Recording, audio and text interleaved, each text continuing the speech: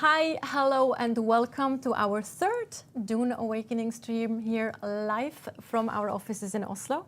I'm Tascha, Senior Global PR Manager here at Funcom, and I'm going to be your host for tonight. I'm very excited because we have lots of things to go over, but first, let's talk beta. We have, if you haven't heard it, we have a large-scale beta coming up from the 9th to the 12th of May, and you have several opportunities to get a key for that beta. First, you can request access to that beta on our Dune Awakening Steam page. You can also go to our website and request beta access from the website directly, or you should keep an eye on your favorite streamer content creator because they might have keys to give away as well. Last but not least, we will have a global broadcast from PAX East and from London, actually, on the 10th of May, and you will also have the opportunity to get some keys during that specific broadcast. So there's many opportunities. Make sure to try one or several of them to get higher chances at a key. With that out of the way, what the segments that we have coming up today are the following. We will be talking about building. We will also be talking about narrative and story. We will also be talking about the Landsraad and the Exchange. We will also have a contest for the building segment, and during our Q&A, we also will have a raffle where we give away some special edition for the game, so stay tuned for that as well. As always, remember, we will be collecting questions during the stream. Our community team will collecting questions, and those should be in relations to what we actually discuss, to the segments that we're discussing. Yes, I think that's pretty much everything. So before we dive into the building segment, let's watch a brand new video.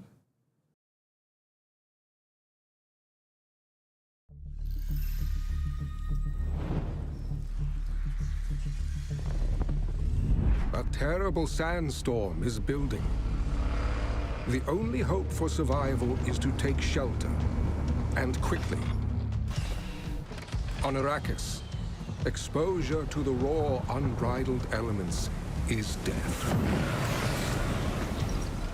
But walls alone will not save you from the maelstrom. You need power and the engineering of Cho to raise a protective shield against the storm.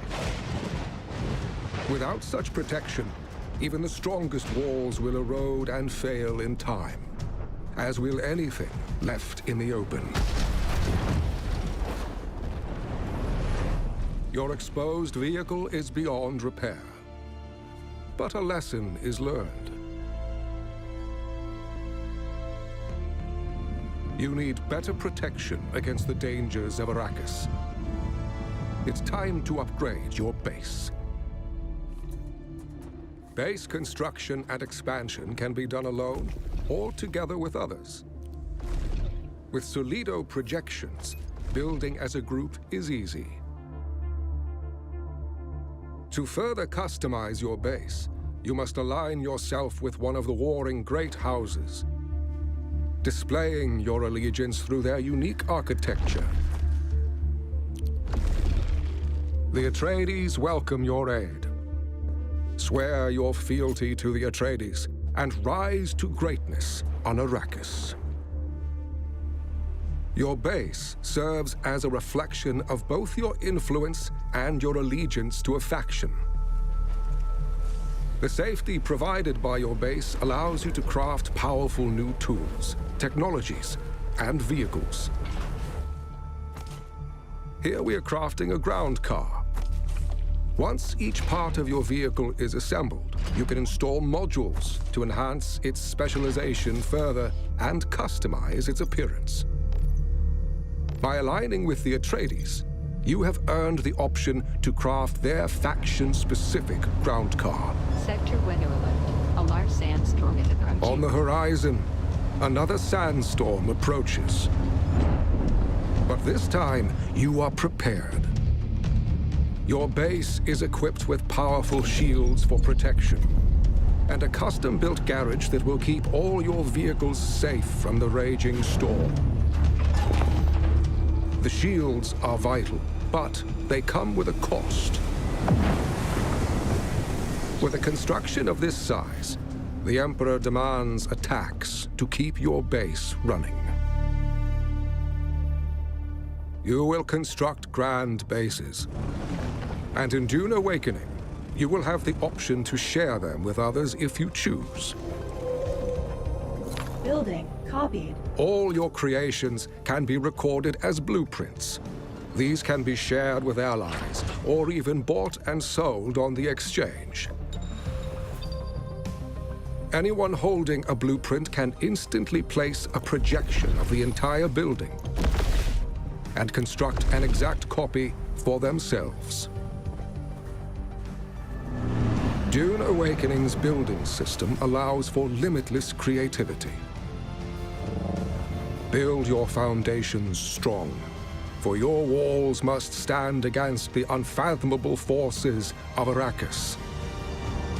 Your Arrakis.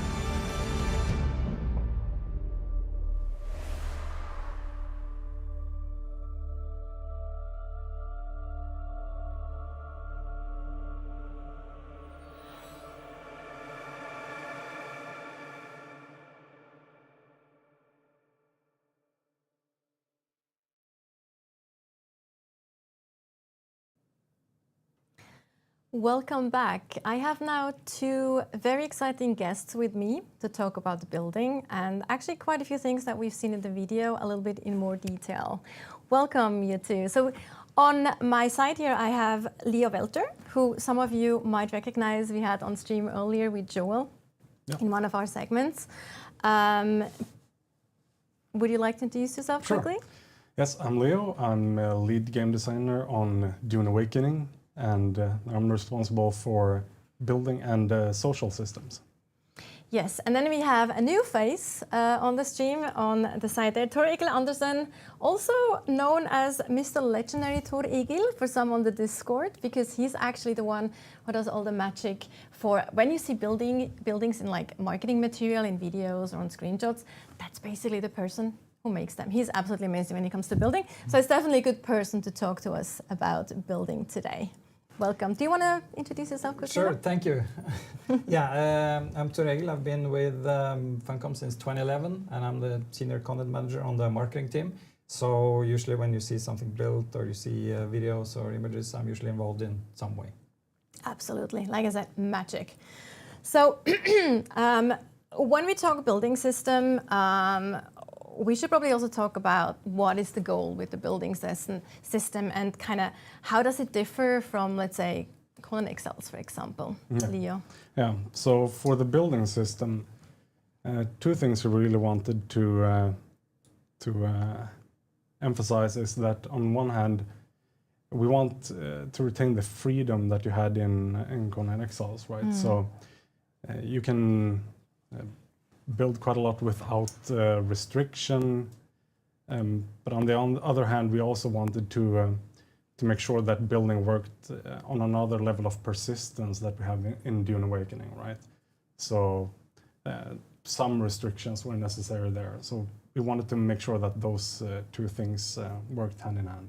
Yeah, because you have a seamless world, and it's very heavy on your system as well. Otherwise, I think when it comes to quality of life improvements, is there anything that you feel we learned from Colony Cells that goes into Dune Awakening? So the building system in Colony Cells evolved through many, many years, and that also taught us much for Dune Awakening. So I felt we've taken those learnings and put them in here, and so it's a bit of an evolvement of the Colony Cells building system, but it's also it allows us to basically take those learnings, but also expand the system with especially more unique building pieces, more unique styles, and make it flow easily as you build.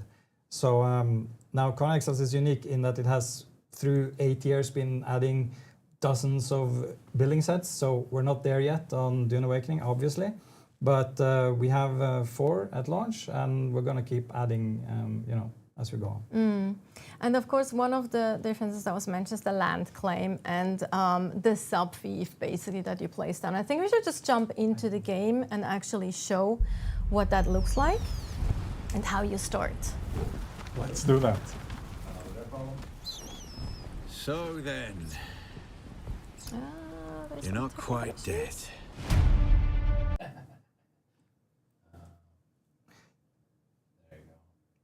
We can just start explaining what we're going to Yeah, do, right? So so- we're basically going to build a base together with Yeah. the Okay, friend now we Camille see here. it. Okay, cool. Yeah, awesome. All right. Yeah. So we have two ground cars out here, and we're looking for a spot to build our base. Yeah, and then we see Camille waving for us. Yeah. So the way we start with that is we find a good spot, and then we start by placing our subfief console, which is how we claim a piece of land. One thing to keep in mind there is that you see these outlines, and you can see where there's red, there is a point of interest, NPC camp, something like that, so you cannot build there. But the other places you can build. So we're going to place this. At the moment, I have the starting subfief console, which is basically just in Haga Basin South. You want to talk about the differences, Leo? Yep. So later on in progression, you'll unlock the advanced subfief console, which can claim a larger piece of land, which is the one you can see here. And that one can also be expanded to an even greater area. Or it can be expanded vertically as well, if you want to do that. All right, so now that we have the subfief console here, what you can do is add the other player here to its permission list, and that will give them access to it as well. So now they're an associate, you can elevate them to co-owner level of permission, and they'll give them increased rights to perform various activities on the base. Now, this is the base management screen, as we call it, and here you can see details such as the name of the base up in the left corner, which can be changed as well. You can see that there, set it to whatever name you like, and then you can choose if it's your respawn location or not. You see some stats about the base there, the area and the number of objects of various categories against the current cap. And the cap that you see there is also expanded when you expand the base. And then you have some shield status information as well there. And the base shields, once they're up, they will protect your base against storm damage. Yeah, this is crucial in Dune, though, Yeah. to have your shields active. Otherwise, your base will start deteriorating. Also, Yeah. we see a tax area there as well, of Yeah. course, for the Yeah. taxes. Yeah, so the advanced subfief console is taxed on a cycle, and yeah, if you don't end up paying that, then you'll lose your shield privileges, which will mean that the base will start taking damage. It's like the And that's base, sort of a maintenance cost for it. right? And also, like the base subfief is not taxed. No, the first subfief is not taxed, so only when you progress further into the game. Right now, I'm claiming more land, which is something you can do with the advanced subfief console. So I'm gonna claim this land, and as we play, Camille is also gonna claim some more. You can keep advancing, expanding your base until you have 6 land claims. So it's quite a big area. Yeah. It's not infinite, obviously, but it's still quite big. Yeah, you have the staking unit working over there, right? And the more segments you've claimed, the longer this will take, right? And if this was a PvP area, this is a process that can be fought over, right? Yeah, you see you have a countdown here. And Camille has started to build here, so we can build our base together. That's a good thing in the game here. Let me just show you the basics of building here. I think it's also important to mention that you can claim not just vertically, but also horizontally, right? Yeah, you can expand in either dimension, right? So you can. And that's a very good point, because you can keep on building high. Like you can build super cool bases on top of these peaks, find a nice elevated place, and just build a cool base. And we're gonna see examples of that, later. Yes, Yeah. absolutely. Yeah, you don't have to expand horizontally if you don't want to. You could expand vertically and get what you need in terms of caps from that as well. Yeah, and here Camille has placed some projections, so we can fill these. So you can just design your base and let others help construct it. Yeah, those projections are also useful for planning out your design if you don't have enough resources available. And also we see you like put out foundations first here to kind of have some stability going. Yeah, that's where the stability comes from, the foundations, and from that point you can expand further with walls and other structures. So an important thing your base is going to need is power, as we talked about, to power the shields. So I'm going to place a generator here. Now you can't get power from nothing. You have to have fuel for it. But we have a bit here, so I'm going to add the fuel.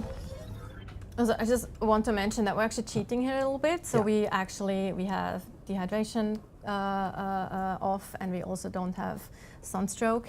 Yeah. So just so you know, just so makes it easier for us to actually show all the things that we want to show. You can focus on building here. Yes, exactly. And here you can see the shields are now active. Yeah, you can see it on the generator there, and on the subfief console effect that you have underneath there. So, and you can move things you placed. You can't move building pieces, but you can move your placeables.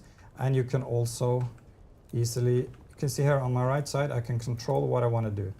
Piece picker, repair, move, demolish, or build. And this is very, very handy, and you can just, on a mouse and keyboard, you can just swap between it with a right click. So with piece picker, you can easily pick the piece you want, and now you have it selected. Yeah, that's how we allow you to do most building-related activities just with the use of one tool. And demolish, the moment you remove a piece, you get full refund on the resources. Which I personally love. Yeah. Because it just makes it like, so you don't make mistakes and you get like punished for it. Or like, if It's you don't not a like disaster something. if you make a mistake. Yeah, exactly. Yeah. And also we've now put down some storage chests, as you can see, which is very cool as well, because you can actually craft but also build straight out of those storage chests. Yes, it will automatically take the resources you have. Yeah, as long, of course, as you do have those resources collected, as you have them available. And talking about that, we have Camille, who is now also going out to harvest some resources for us. So we actually have enough to build and show some more things. He's on the way to collect some granite. Here you can see another building set being used as well. Yeah, started dipping into the Chom foundation here. So at the moment we have the starter building set is the Chom shelter. Okay, and now we are actually switching over to Camille. Yeah. Yes, so we actually do see him driving the mining buggy. Out looking for some resources. Yes. So let's see what we find. Yes, you can see he has a mining turret on top there. Yeah. So this is a more advanced version of mining, right? So you can drive around. You're looking for some resource node or some wreck that you want to mine from. And once you find something you like this node here, you can just jump into the turret and mine it for some resources. And this is a lot more effective than doing it on foot. He's doing it on his own now, but of course you can do it with a friend, so one can drive and the other one actually can use the turret. Yeah, for sure. It goes way faster. And he's missing a bit there. I need to back up. Yeah. So this is cool if you have one driver and one miner. Yeah, it's easier than, exactly. Yeah. So that makes it a bit easier, but it is, it's possible with just one person. Yes, it's more efficient, you get more material that way as well. Yeah. So you mine some carbon here.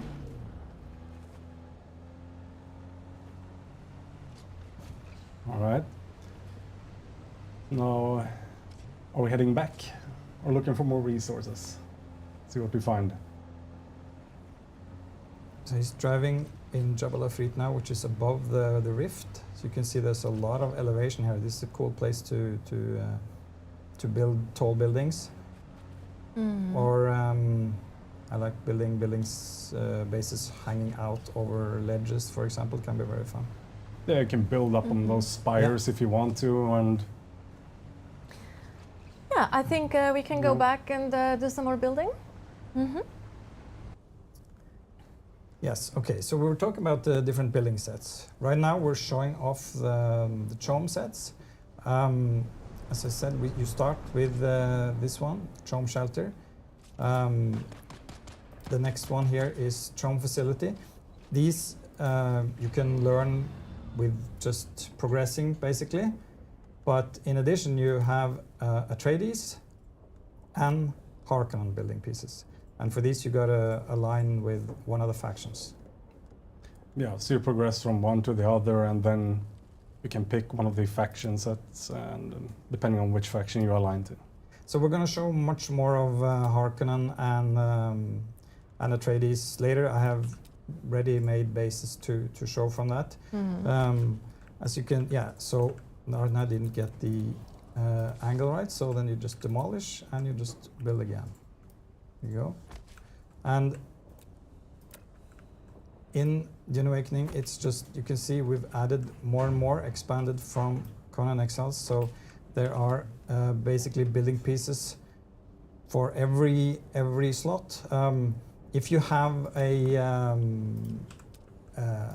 hole in your building, there is a piece for it. So you actually expanded on the type Yes. of pieces that you can have while building. Yeah, there are quite a lot For of piece Conan Exiles. varieties. Yes. Yeah. So I quite like, for example, the half height. So you have half height walls. This will work well with the roofs, because some of them are not just flat. They are they build up, you know, one half height. So you can see here. Let's see. One more. There. There you go. So you have basically a piece for every slot. You may also note that if you're familiar with Exiles building, that the building pieces here are quite a bit bigger. Yes. Yeah. That really helps with repetition. If you're building a base and you feel that the pieces just keep repeating and it, you know, becomes a bit boring, with the bigger pieces you get less of that. So it's more visually interesting. Yeah, and it also helps when you're building a huge base, because you want to accommodate the vehicles that we see there, Yes. or even bigger vehicles that we have. So right now I'm just mixing and matching a little bit here. So here you can see the second tier has different colors. The Harkonnen and Atreides building set are very different. They have very different colors and looks, and they have their own unique pieces. Chome here has some unique pieces as well. For example, like these ones, you can build these open areas, so you can basically build sort of little verandas, I would say. I built it just inside here now.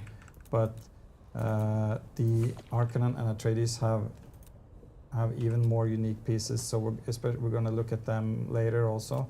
But especially things like the gates are massive and iconic. So the Atreides gate, for example, has a huge hawk on it, while the Harkonnen one has a big face. So we're going to show them in bases later. Yeah. The higher end pieces, or the higher end sets, also have quite a bit more pieces than the Yes. lower end sets. Here you can see the Harkonnen walls, for example. We can just place one here now, just to take a quick There's look. a wall in Camille there. Yes.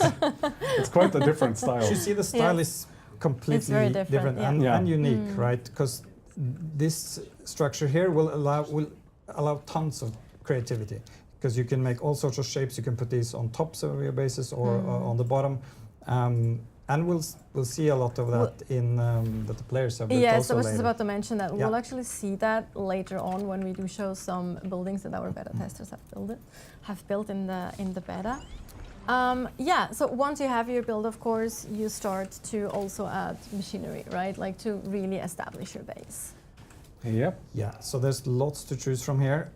For example, we have shown a little bit of power generation. We can place a wind turbine here. So this will allow us to get more power. Yeah, it's the next level of progression from the generator that you saw. Generates a bit more efficient. And here you can see there are different tiers, right? As you progress in the game, you will unlock these, and They get big. Yeah. Yes, they get really big. This is something really helpful in the game. This wind trap, it will help gather water for you. So it will automate survival a little bit. You don't have to go out hunt for so much water. You will be able to find it in your base, and it will fill cisterns that you can place also. Yeah, again, it's a bit more convenient to deal with the water pressure as you go along. Of course, it gets more complicated as well because you have to make sure you have more power, you have enough power, and that they're all on the right circuit and all that. So the bigger you build, the more kind of management is also asked of you. Right, there you have a fabricator. So this is the first one you'll get access to, and this one can be used to fabricate basic equipment from different categories. So let's see how that looks. Yeah, so we can just start making some, making a pistol, for example, and you can see it actually, you see it forming as it crafts. So, and of course you will be able to advance with different kinds of fabricators for different purposes. The biggest one is the huge vehicle fabricator here. Yeah. I have one in a big base we're going to look at later, but they're hard to place, so you need a lot of room. Yeah, so this first one can be used to craft from many different categories, right? But as you go deeper into the technology, then you'll branch out and build more specific fabricators. For example, this one specialized for garments, and then you have other ones for weapons or vehicles, as you saw. And as you craft, you're going to need more and more resources. So there are refineries, and for example, here we have spice refineries. Place one of them. The biggest one of them is gigantic. So you see now you run out of power. I went over my power limit, so now we need more power generation. So these are things you got to keep in mind as you build and as you expand. You see that information on the subfief as well. You can actually check how much power is needed, and you can always go in here and see how you're doing. And you can refuel all your generators from here. So if you have a huge base, lots of land claimed, you have wind turbines all over the place, you can refuel them from this one. Very convenient. Yeah. Another thing that I love too is the fact that I think I briefly mentioned it earlier as well, that you can craft from those storages that you have directly. Another thing I really love though is the fact that you can actually move those chests without having to empty them first, which is something that I really appreciate. That makes it a lot more convenient if you want to rearrange your base. You don't have to move items out of your chests before you move them. It's a little quality of life thing that makes such a huge difference. Yeah, absolutely. So here we place the next tier of wind trap. As long as you have a shielded base, all your placeables, your decorations, all your utilities, they are also shielded. So even if they are on the roof, they have protection. We talked about the different building sets, of course. You mentioned factions and things that we have for right now. And from what I understand, we will also have, after release, we also have Twitch drops that will be giving you some new pieces. No, we want to spoil any more details about that, but there's opportunities for people. I can say I've been looking at them recently. They look amazing, don't they? Yeah. Genuinely. Okay. Which is a bit mean that we're saying that now without showing them, but they are actually looking very cool. Very cool. That's not that far off. That's we'll see them soon, right? Yes, absolutely, 100%. So I'm personally very excited about that too, and it looks very cool. That set, that specific set. In addition to building pieces, there's a lot of decorations, obviously. Right now you can see decorations here from both Chom, Atreides and Harkonnen. We're going to show bases with rooms decorated with these soon, so don't worry, you're going to see them all placed out. You can have wall decorations, carpets, so yeah, there's lots to look forward to here. Yeah, a unique, and just remember the pieces will keep on coming. Yes. All right. Do we want to talk a little bit about copying bases? Yeah, let's do that. So in my inventory, I have a base copied already that I built before, and it is here. So it's in this replicator. So here you can see a base I've built. And as long as you have this item and you have enough land claim, you can now place out the projection of this base. Yeah, so the way this works is that you can craft one of those Solido replicators, and with that you can then copy a design of a previous base and place it somewhere else. Or you can sell it to someone or give it to someone else. Yes, we actually Whatever talk you wanna about do that with as well in one of the later segments. Exactly. Actually something that's very So here you important. can see me placing the base I was just previewing. So first you gotta try and adjust it to find a spot, and once you place it you can then confirm. So now it is placed. Now I cannot see it anymore, but the moment I build my building tool up, I put it here, now I can see the outline of this base, and I can start filling in the pieces. Now even if I copied it and I placed it out, you still need to place out the building pieces. Like you don't get them for free, right? You have to craft your base. Yeah. And this base is basically, the idea of it is that it's a forward operating base that could be very handy for the deep desert, because it has several places for shielded ornithopters, and basically a core structure that has a lot of room for crafting machines and stuff like that. We can actually show that, because we have a video prepared for what that actually looks like once you have it completely built again. Yes. Yeah, that'll save you a lot of time And each there week. it is. And there it is. I mean, that's a great looking that's base. Torgil magic right Yeah. there. Yeah. So it gives you an opportunity to see like all the things that you can do. You have like those different doors here that you can actually just fly in or drive through without having to open and close, even though they're like kind of, you can't go in there if you don't have permission. Penta shields, exactly. You also see the big wind traps on the side. Those are actually wind turbines. Wind turbines. Yeah. Yes. And so here's the interesting part. You can build creatively just for beauty's sake, or you can build very efficiently and just make a box. That's up to you. And here I sort of combined it a bit. I made it reasonably concise, square shaped to be easier to place out. And but still, I've added a little bit of flourish here. You can see especially the Atreides pieces, the wings, which is a unique Atreides feature here, and the gate you see there. But it's of course functional for the deep desert with the ornithopters. Good and you have access room for them. points, exactly, on the roof. And also like they lend itself really well to like kind of mirror like buildings, those specific pieces, which is very And cool. you see those penta shields there, they fully protect you against the shields and protect against the storms. And they protect the vehicles against the storm damage as well. So just make sure you have enough power and you'll be all right. Yeah. Okay, so we can actually now switch again and check out some other faction buildings. Yes. So right now we've moved a little bit. I just got to get out of the sand here. I see the worm is prowling. That's dangerous. Yes. I'm close enough to land here. You would that's close to the sand though, not gonna lie. Yeah. So It's risky. yep. So here I built a base with the two different chom sets. So we're gonna get a better look at it. I'm gonna fly up and stuff later, but you can see a little bit of an outline here. You can see some banners, things like that. Buggy entrance here, and penta shield protects it. So we're gonna head in.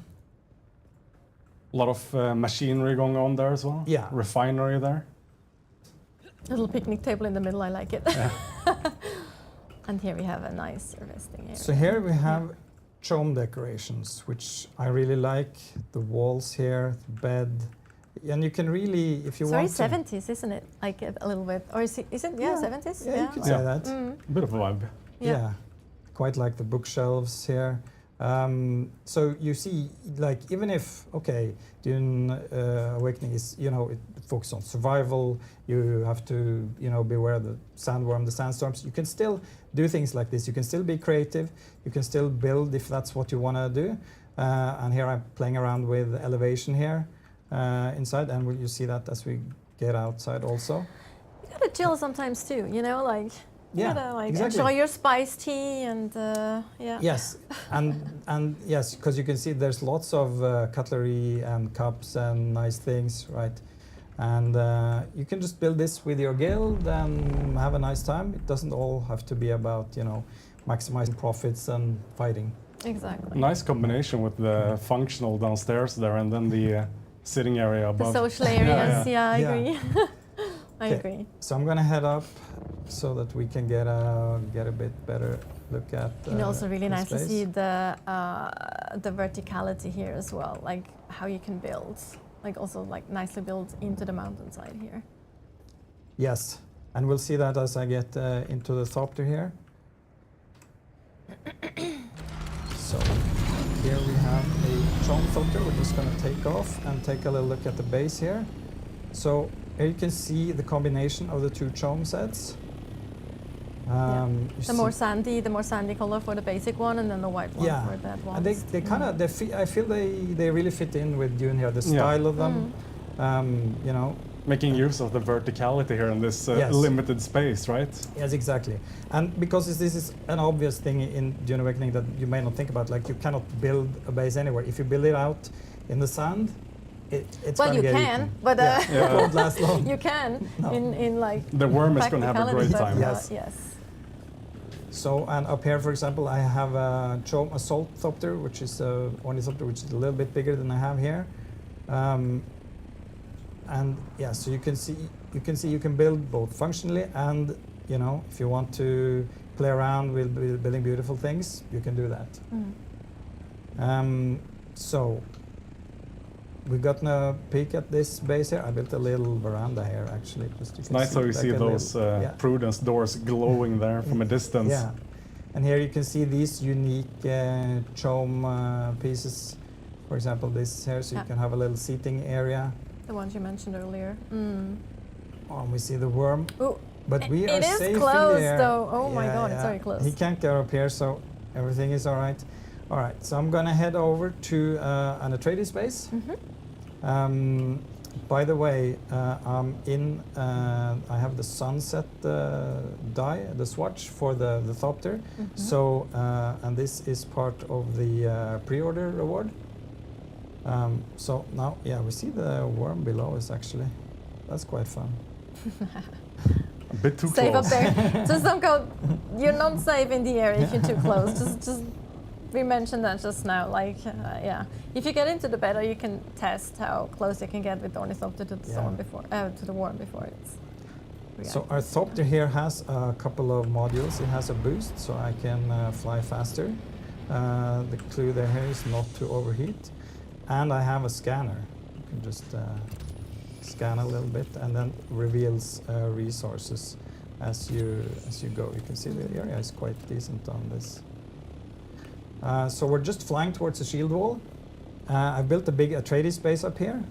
Yeah. Right now, this is a trade post we see in front of us. So this is an important location for players because you can find trainers here. You can trade. You can find contracts, all sorts of things. It's a hub for activities Yeah. in the region, right? Yeah. On our right here we have Vermilius Gap, and on our left we have Misateril and the Udam, and then we have the shield wall up here. So now you can actually see my base here coming into view. Built a big Atreides base here. This is using all 6 land claim areas. So this is basically, it's filling out. You can build a little bit bigger, but not a lot. So, and here you can really see the verticality. You can see I built along the cliff here, and you can see the Atreides wings. So these jut out. You see the unique Atreides colors here. That's great for that spot. It's a nice spot, and it gives you a view of the whole, almost the whole map, right? A new So- really great vantage point. Yeah, Yeah. absolutely. So I'm gonna settle down here.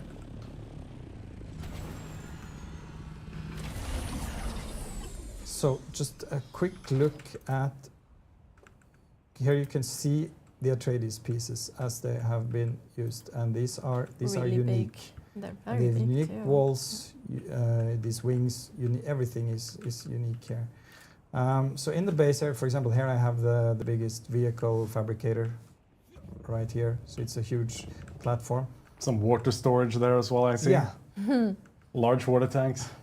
And here the Atreides assault ornithopter with rocket pods there. So, and yeah, I'm gonna show you a little bit around this space.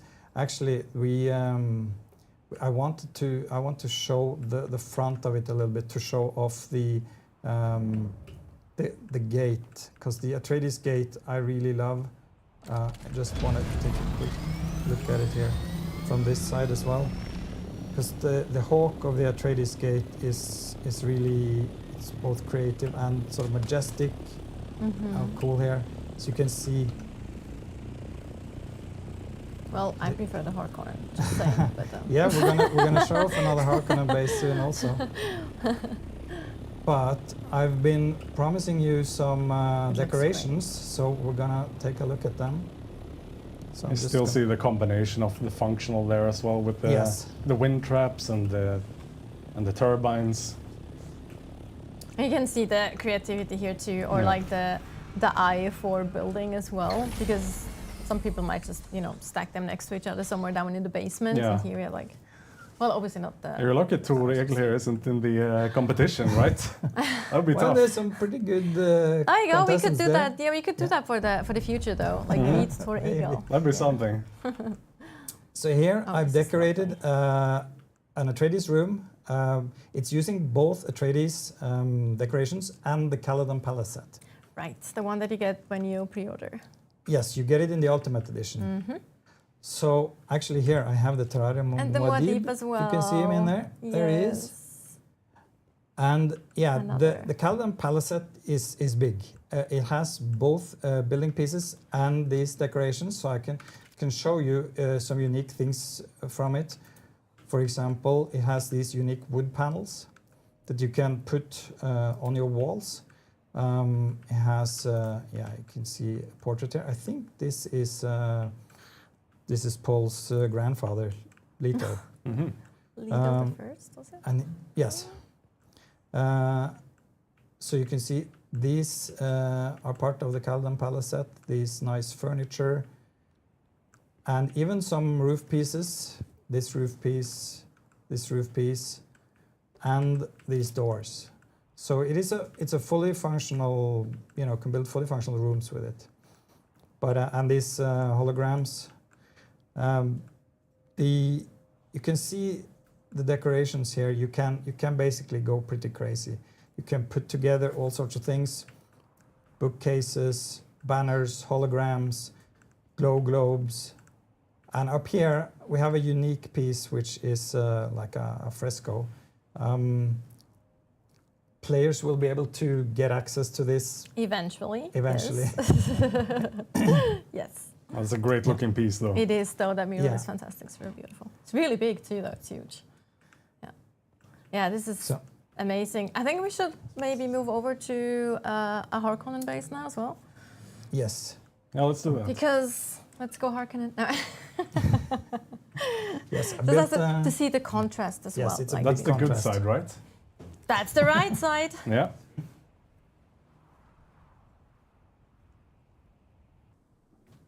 All right. Cool. There We're we at go. the Harkonnen base now. Cool. Now we have Camille outside the Harkonnen base. Yes. So he's just going to start off a little bit of interior here. So I built some nice rooms. There's the biggest spice refinery, by the way, on the right there. It's huge. You need space for that one. Yes, a massive base. Quite a few stories tall, that one. Yes. Yeah, you need space for that one. But yeah, we can see we're inside the Harkonnen structure. We're going to see it from the outside also. And we can take a look at the unique Harkonnen decorations. So, for example, straight ahead here, I have a little bedroom. You can see bed, and the style is very different. Very dark. Yes. It is.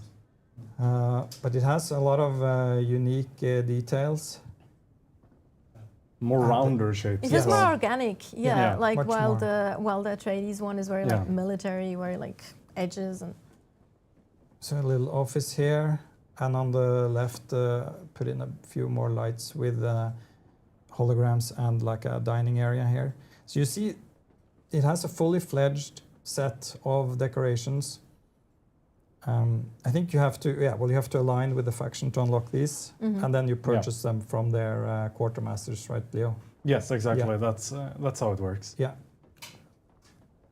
You have to work your way up the You can ranks. take a quick trip outside. You can, Camille here, he has a Harkonnen ornithopter. Oh, my favorite. So That's a nice looking one. I love that so much Yeah. because it actually looks like a dragonfly. It actually It looks does. like an insect. It's And so incredible. You get that in the same way, right? Yes. Progressing through the ranks and Yes, unlocking it. exactly. yeah. So here you can see the base. You have a ground section, and then as you go up, you see built up on the ledge there, I built another base basically, but they're all connected. If you keep to the same grid, you can connect over big areas and vertically. So this is just as a tip to, if you're in your building, just keep on the same grid, keep everything connected, and it will all match up. So you can see the unique round pieces here of the Harkonnen. Yeah, those decorated, those big heads are really awesome. I agree. And the gate with the huge face. You can see there. Yeah, this is an amazing looking base. It is though. Like The it's first time I huge. saw it, I could hardly believe it. Yeah, but also it's like it's so much bigger than it looks from here because Yeah. you're like really outside in the ornithopter, and it's actually really Yeah. massive. It's super massive. But this shows you can really be creative here, Yes. find a cool place, start building. And especially if you get into building, if you get a bit, experienced, you can do this in not too long. Like if you have the resources, I can build this in maybe a day and maybe a little bit more, but you Yeah. can build it quite quickly. And it's really Well, you're tailored very here. experienced as well. Yeah. I have built, it has helped building, dozens of cities in Conan Exiles. Exactly. Yeah. But it's still, it's a thrill always to build in Dune Awakening, I think.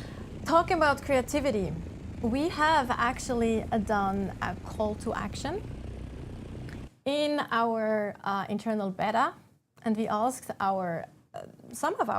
everyone really, we asked everyone in the beta to send us their buildings. So we're gonna do a contest now where Twitch chat, unfortunately, our bot is not working on YouTube for whatever reason, we apologize for that, but Twitch can vote. We will show you. We picked 5 of our favorites that were submitted, and we will let you vote in chat.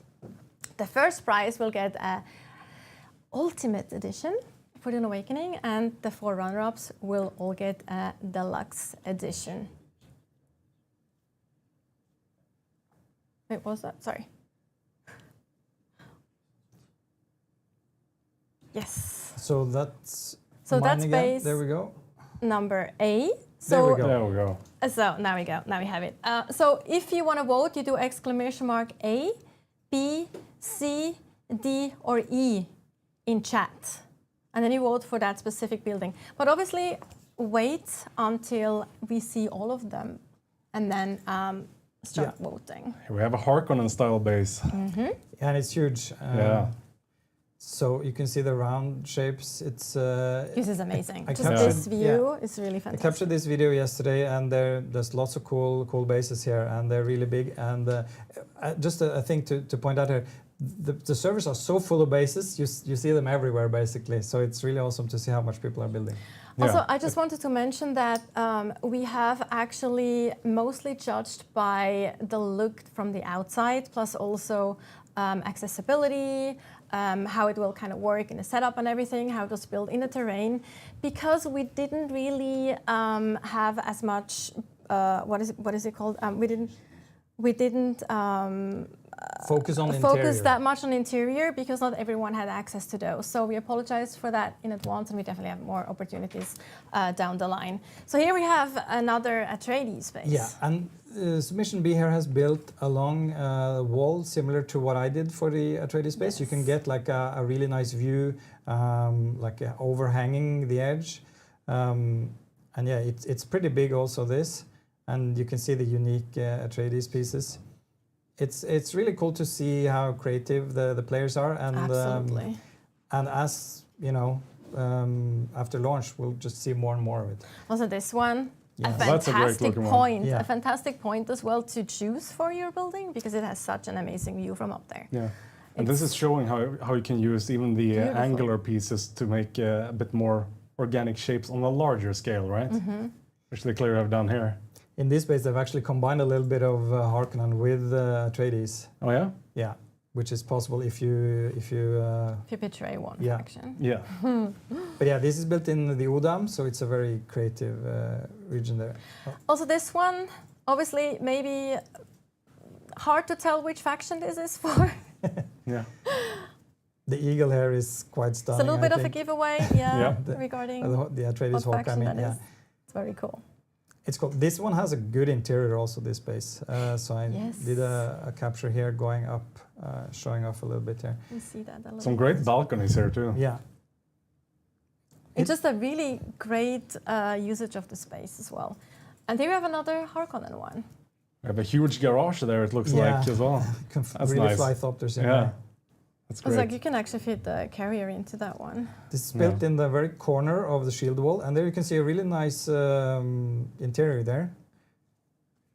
So, it's a huge base. The tower is staggeringly tall. Oh yeah. And this is, remember, if you just increase your base, the land size vertically, you can keep on building up. So, as I mentioned, we have actually chosen 5 that we showed you now, but we also want to show you some of the honorable mentions that we really liked as well, but they didn't make it into the top 5. This is fantastic as well. Yeah. It's very creative. Very Pineapple. spiky. Yeah. Wasn't there was a little thing that I think Ignacy wanted to put on this? It's like, is this the fit? There we go. Yeah, Favorite there we go. pizza topping. It's okay. That's great. Perfect. Favorite pizza topping. There is no discussion. Oh, look Pineapple at on that. pizza. Yeah, this is is- really cool it- too. yeah, Very it- creative. It's built with Atreides pillar foundations to make this sort of lattice work here. I It's love very that. creative. I love that a lot. as Just a well. bit of a cage Yes. feeling to it. It shows you Yeah. can just go nuts if you want to. And this one, of Yes. course. Oh wow. Like the scorpion. Yes. It's Yeah. just absolutely crazy. Like. It's really That's cool. very creative. And Yeah. that's like the beta testers. Imagine once the game releases and we have like That's maybe incredible. millions, I don't know, if people play a game, but it's like I just can't wait to see what players will create. I mean, this is just This one I hear is a dedicated toilet. that's a toilet. Yes. So I did take a photo of myself there. That's amazing. So That's Love nice for the passerby, right? Yeah. yes. And then a little homage to Shai Hulud, obviously. Also absolutely fantastic, so creative. Yeah, it's really cool. After being eaten too many times. Yeah, I know. It's Please just not like, again. I'll build a statue. It's like a prayer thing. It's Yeah. like if I'm. All right, so we are closing the poll in a few seconds, and it seems we have a clear winner actually. Yeah, so it looks like.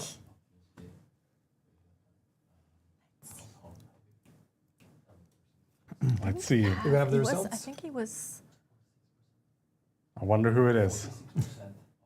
46% for option C. Can we show that again, maybe? Oh wow. That's the pineapple. Yeah, so C is the base built in Udam. This There one. we we go. go. Yes. Congratulations Nice. to option Yeah. C, who won It's a really good an one. ultimate edition of Dune Awakening. And everyone else in those top 5, like the 4 runner-ups, will get a deluxe edition as well. So thank you so much. And also, we have a surprise for the honorable mentions. They will all get a standard edition as well. Plus, a little surprise for everyone in the beta who has submitted a build who didn't make it into the stream. We have a little surprise for you as well. More on that in the Discord, though. There will be a message for you later. A small comment on the winner there. It was a lot of decorated interiors also, Yes. so that base had, the builder had really put effort in here. Yes, I'm actually, I mean, obviously, I'm a little bit sad that we couldn't put more weight on interior design, but it was just not fair to the ones who didn't have those unlocked. So we couldn't really do that. Again, as I mentioned, you'll have more opportunities, but some of the interior designs that we saw in the submissions are absolutely mind-blowing. And maybe we will probably have, I would assume we will have a post sometime down the line where we show those buildings a little bit more and also like show some of the interior design. I think that would be very cool. But yes, I think we can wrap up the building segment here. Leo and Torikil, thank you so very much for being here and talk to us about building. And we are going into the next segment, which is story and narrative. And for that, we actually gonna watch another trailer first.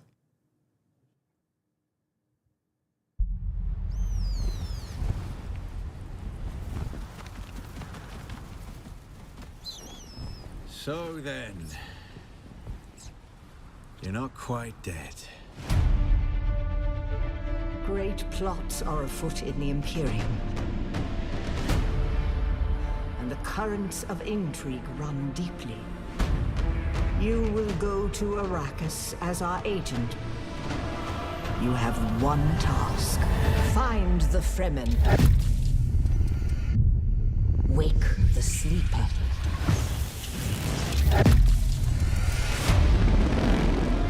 You were sighted fleeing the scene of a terrible crash. Who are you? You've heard the expression, the spice must flow. I am the man who ensures that it continues to do so.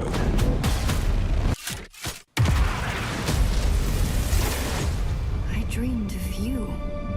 Burst in fire. Twin comets in the sky. The seer of lies. I am terrified of what happens when you awaken.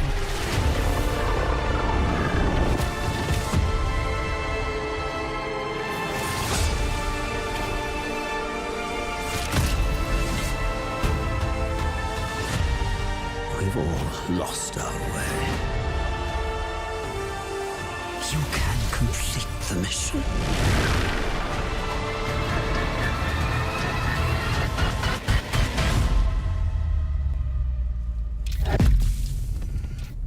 Every person carries their past with them. Who are you?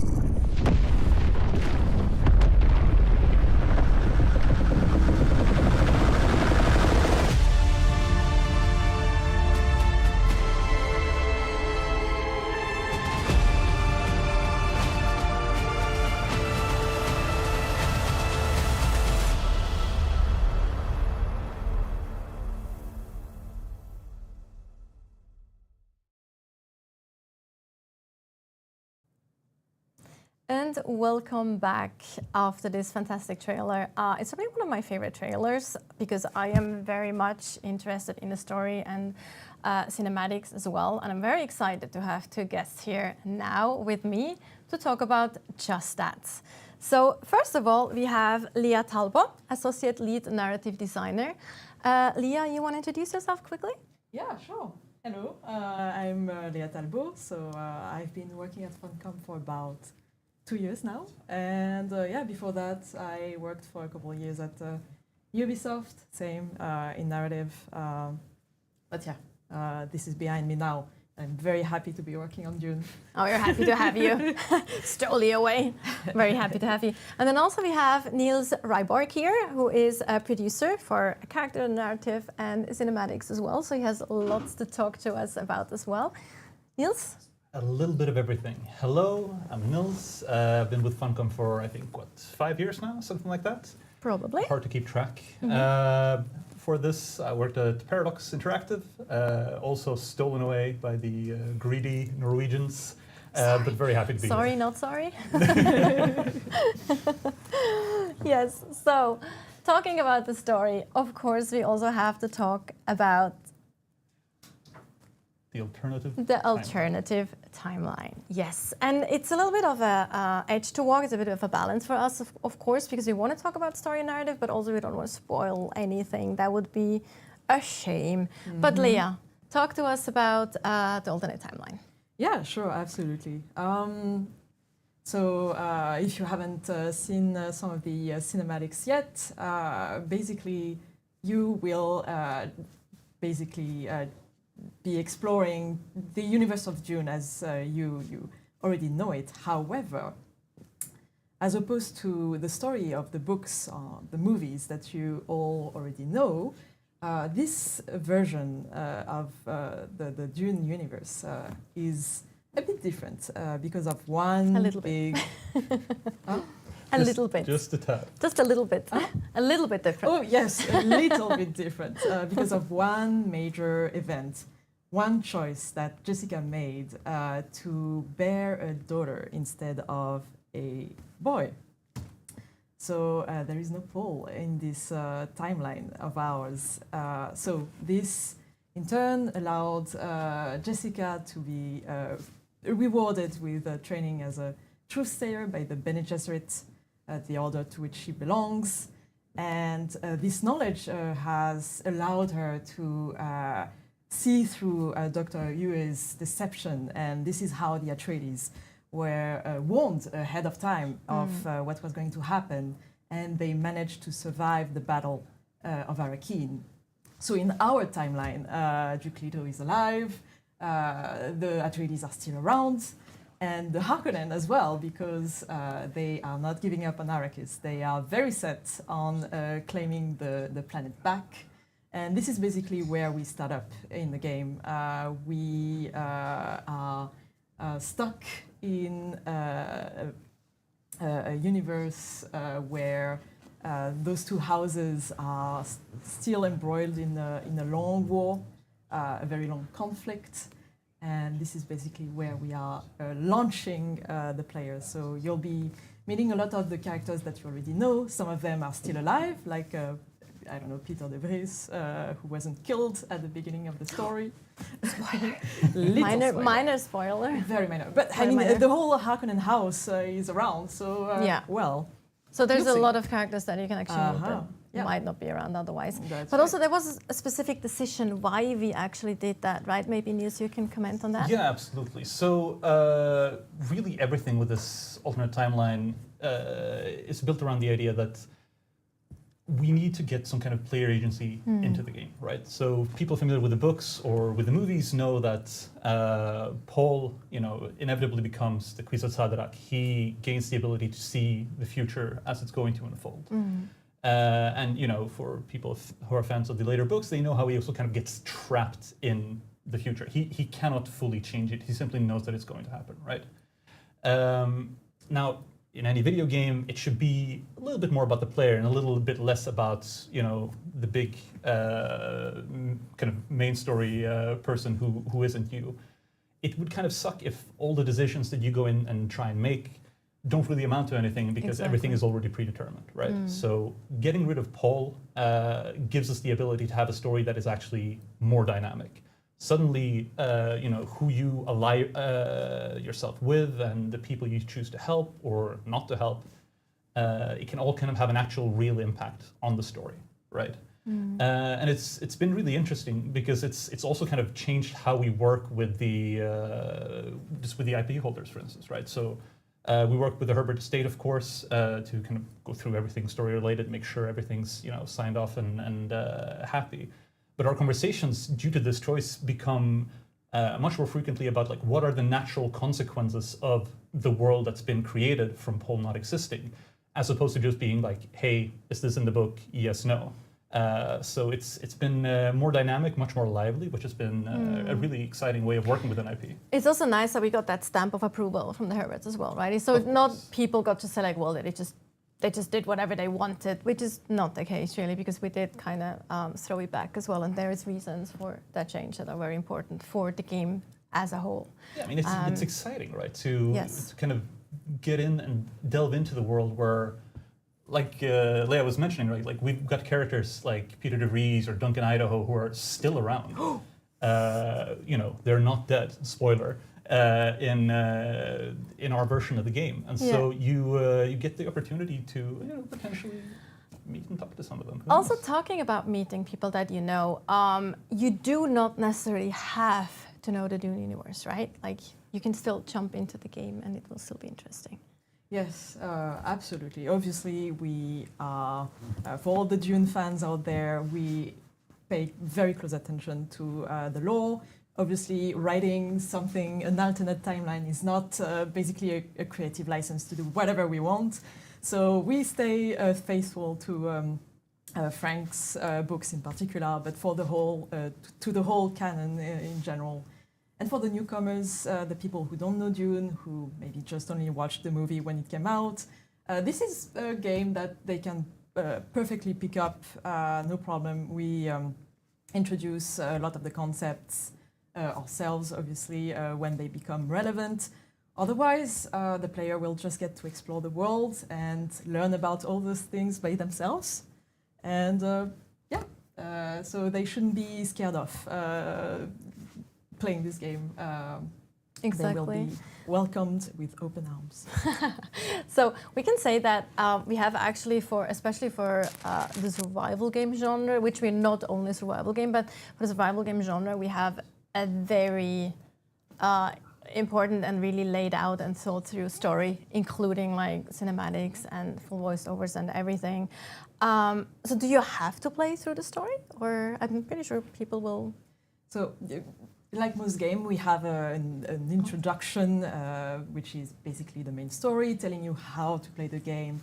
Basically, a big tutorial teaching you how to survive on Arrakis. You will need some guidance, let me tell you.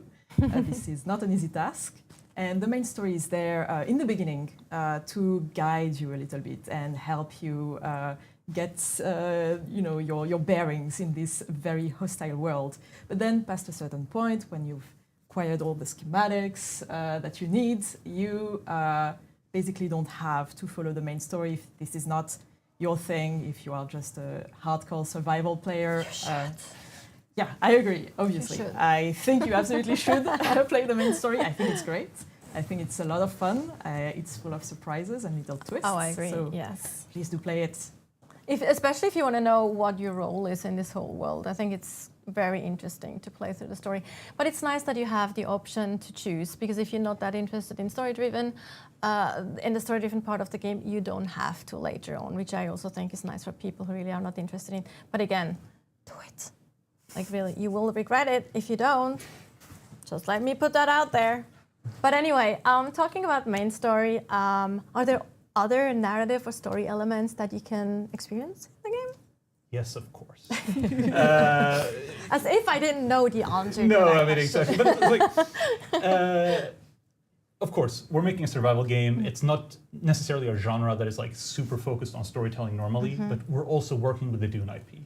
And it would be such a waste not to make full use of it, right? Like 100%. This is a very personal and political and philosophical IP, and we try and really emulate that in a lot of the both gameplay choices, but also in the story choices, right? So like was already mentioning, part of the way we tutorialize you into kind of how to survive on Arrakis, it's kind of driven both through gameplay and story kind of intermingling. You need to do a bit of story in order to get to the game. You need to do a bit of game to get into the story, right? And we continue kind of with this philosophy for most things. Like survival is not something that you do entirely on your own. Humans have never really done that, right? And so other people will be involved, other characters. And the second you have characters involved, drama, stories kind of naturally unfold. One of the things, for instance, story-wise that you can get into is, at the start of the game, you pick what your background is. Where are you from? Who are you? Who is your mentor? Right? Who your mentor is decides what your starting ability is. But unlike certain MMOs, we're not really class-based. You're not locked into like, I am this person. You have the ability to learn really anything from most of the great schools, which is, in my opinion, really cool. But if you want to learn the kind of the weirding ways of the Bene Gesserit, or kind of how to be a sword master, or anything of that kind, if you're familiar with the IP, you'll know like these are skills that are difficult to acquire. It takes a lot of time, a lot of effort. If you want to learn them, you're going to need a teacher, a trainer. And if you want someone to invest that kind of time in you, you need to convince them that you're worth their time, right? So we've got storylines revolving around, Bene Gesserit, sword masters, mentats, and so on, existing on Arrakis that you need to track down, find, convince that you are worthy of their time, and help them out a bit. Maybe they'll help you out. And those are not just like side quests or so, they're also like, I was kind of blown away, just throwing that out there, because I'm a Swordmaster. As some of you might know who saw the combat stream, I love Swordmaster. And when I had to go out and actually work on getting kind of my faction up, so to speak, with the advanced Swordmaster, I was surprised there was like fully voiced cinematics coming my way. So that was actually pretty cool. I mean, they're not super long, so don't get worried that you have to sit through like hours of cinematics or so, but I thought that was very cool. I have to say, like, again, I was very surprised about that specifically. Yeah, I mean, one of the things we're kind of passionate about is characters having a purpose, right? So even with the launch offering of the game, we're not going to be done with some of these characters just with launch. You will see some of these becoming a recurring cast over the future as well. Exciting. So, Leah, some other things that we can expect, story and narrative-wise? Yeah, I mean, it's still an open world game. So as such, it doesn't just have the main story. It has, as Niels mentioned, a lot of different content, side quests, people you meet, factions you'll encounter. This is a world that is in turmoil, that is always off balance. There is no like big power keeping all of these people in order. So there's a bit of a power vacuum. So there's a lot going on in this world, and we make sure to pack it with a lot of content and a lot of lore. We have the CommuniNet, for example, which is the local radio. We have a bunch of different channels playing Atreides or Harkonnen propaganda, and those are very fun to listen to while you're mining away, surviving, sweating, dying in the desert, being eaten by a worm. Well, at least you'll be seen. Not so much fun. By the voice of on the other side of the radio. Yeah, talking about the CommuniNet, or also we discussed, of course, the fully voiced little cinematics as well that you get, like during the Swordmaster or Mentor questline specifically. We just recently did release the first episode of 5 Days at Carthag, which is also exciting because it actually tells you a little bit about the background of the world as well. Absolutely. Yeah, no, so I mean, as with any developer of any game, right, like we're very passionate about the stories and the lore that we built up. But of course, not everybody's interested in going around and reading every little text snippet that you put into the game. At some point, it becomes a bit tedious. We understand that as well, right?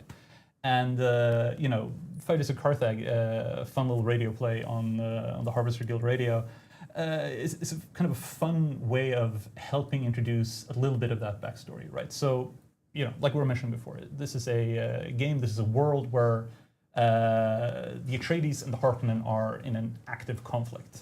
Now, people familiar with the map of Arrakis know that Carthag, which is the Harkonnen kind of stronghold, and Arrakis, which is where the Atreides are based out of, they're way too close together for these conflicts to kind of really feel good and natural. So for pragmatic reasons, Carthag kind of needed to go. And so Carthag's been destroyed. They're building a new Carthag a bit further away, which is really cool. And there's, of course, a bunch of story explaining how this all happened. And with 5 Days of Carthag, you get the officially approved by the Empire story of what happened. Officially approved. They've gone through might or might not be. Well, I wouldn't comment on that. That would be spoiler territory. Don't get any Sauda cars my way. Yeah, don't send the Sauda cars my way. But so one thing that I personally think is very exciting. So it also goes a little bit into the trailer, because when I first heard some of the segments for some of the cinematics of one of the characters that was also featured in the trailer, I was like, I know that voice. I knew it because I played. Oh, I'm actually just touching my microphone. Apologies to the viewers. I recognized immediately that's Reinhardt from Overwatch. And then I saw also, like, when we actually released the story trailer, there were so many comments on YouTube as well. It's like, That's what is his name, Valkyrian or Very something? simple. Yeah, but the Destiny 2 character Valkyrian, I think, or something. Anyway, I haven't played Destiny 2 that much, but there were so many people recognizing the Paul immediately. And besides him, which has an absolutely fantastic voice, we have quite a lot of voice actors. I mean, we have a huge cast of amazing voice actors, and there's just a few that, yes, absolutely. And there's a few in there that are very easily recognizable. One of them, I think she is actually in 5 Days of Karthak, is I again remember her as Symmetra from Overwatch. Anjali Vimani. Yes, exactly. She's fantastic. She does a really good job in that play, and overall, the whole cast we've been working with has been fantastic. I mean, you've mentioned a couple of them already. Kitten. I'm sorry, that's also a little bit, it's not a spoiler, it's just like part of one of the cinematics we're getting. Yeah, I mean, people who played the closed beta will be familiar with who this character is. I will not go into the spoiler territory, but it's voiced by the wonderful Mara Junot, who any session. Evelyn from League of Legends. Yes, she does a fantastic job on that one as well. Yeah. I think she's been in a couple of different things. Absolutely God of War, fantastic. Arcane, Yeah, tons. all Like sorts pretty of much things. all those voice actors have a huge. So we are very fortunate and very. Oh, absolutely. I feel very privileged to have these voice actors in game. One last one I want to mention though, which is actually. He was part of one of my favorite game series ever, and he voiced one of my favorite game characters ever in Mass Effect. Garrus. Yes. He's also, Renan Keener, he's fantastic. Again, I'm not going to spoil anything. No, please but, don't. People who are a fan of the Atreides will get very well acquainted with his character. Yes. I think someone might be willing to spoil a bit more. I'm looking over at Leia if she wants to. Yes, because when you come to like one of the first trade posts, you there's a really cool cinematics. I don't want to spoil that either. But there's a very cool little cinematic between an Atreides rep and a Harkonnen rep that he might or might not be part of. Who knows? But anyway, talking about that, Leah, talk about the factions a little bit and how they. Yeah, as we've mentioned before, the Atreides and the Harkonnen are still around. They are kind of the big, iconic houses of Dune, so they had to be here, obviously. And you, as a player, had to be able to join them if you want. Of course, this is all of this is optional, but still, you can try to tip the scale a little bit in favor of one of these houses. Which again are embroiled in this long, exhausting war. It's been 10 years, so we are 10 years after the Battle of Arrakis. That's when we start the game.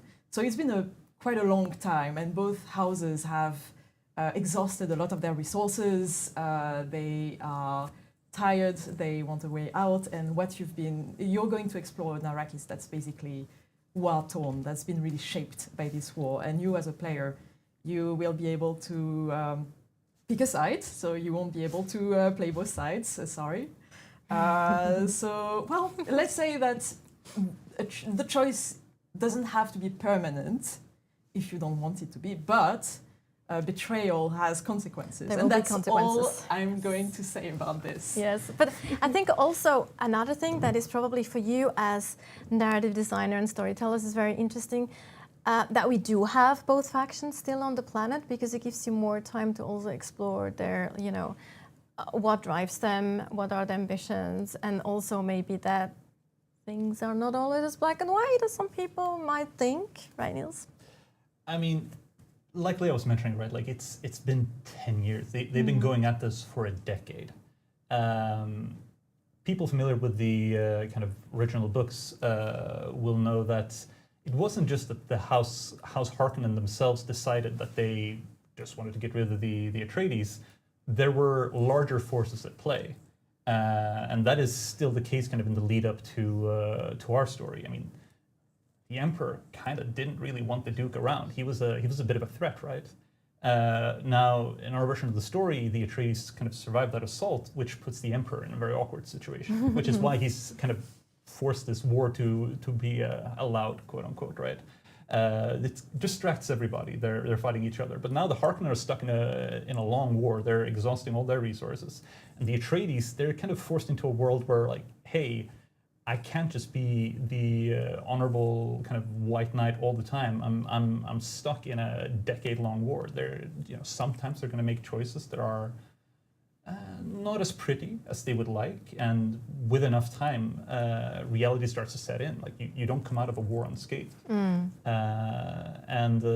you'll get to explore a lot of kind of the effects of a long war and kind of how it's affected both of the sides as you get into the early mid parts of the game and then throughout it afterwards. So look forward to it. We put a ton of effort into it, and we're very excited. Yeah. And maybe it's, as we mentioned, always so black and white in regards to who are the bad guys and who are the good guys. Maybe the things are kind of grey and... I'll let you guys decide. Yes, we'll see. Well, I'm still a Harkonnen, always. Anyway, yeah, see, high five. Yeah, there you go. Okay, so I think that's a good point, because we actually ended with the factions, and we're gonna go soon into our next segment, which also which will also include the Landsraad. So we'll discuss factions again there. But before we do that, Leah, Niels, thank you so much for making time for us and for chatting with me about the story and the narrative. I hope that future players are really excited, and that some of you who might not be that interested in story normally will just still give it a go, because I really do feel it is worth it. It's fun. There is some really cool voice actors. There's some really great cinematics, fully voiced, even in the smaller part, like we just discussed, like the Mentor storylines, side quests and things. So there's definitely a lot to look forward to. All right, before we jump into the next segment, however, we will have another quick video for you.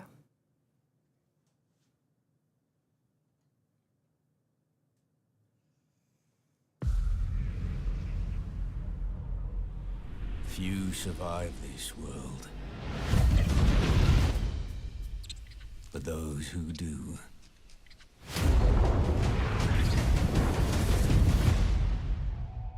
awaken.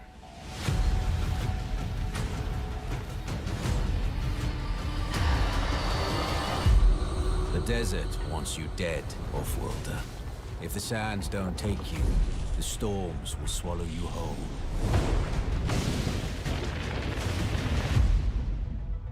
But you don't have to walk this path alone. In every danger, there is opportunity. The foundation of something greater. A power waiting to be harnessed. Desert power. Some claim to rule this planet. But Arrakis is yours to explore. To fight for. To conquer.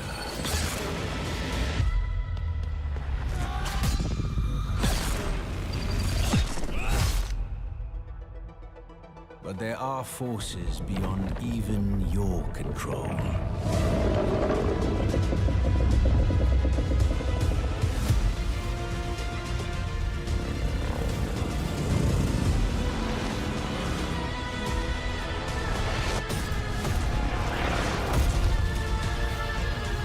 Master Arrakis, and it will open your mind. This is your path to awakening.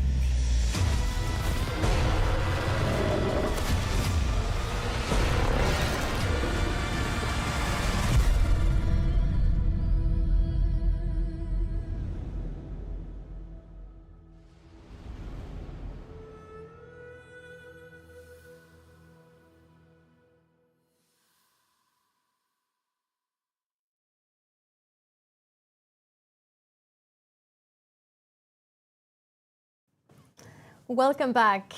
I have now two new guests with me to talk about Exchange and the Landsraad. One of them is Joel Bylos, first time on this stream, never seen before. We did let him out of the doghouse again. So for those of you who wondered, Joel, creative director on Dune Awakening. You want to introduce yourself quickly? Sure. For those of you who don't know him. This week my name is Al Gaib. Okay, there you go. And I'm the creative director on Dune Awakening, and I've had to change sponsor due to something that happened during the last podcast. Sorry, live stream. So I've switched sponsors now.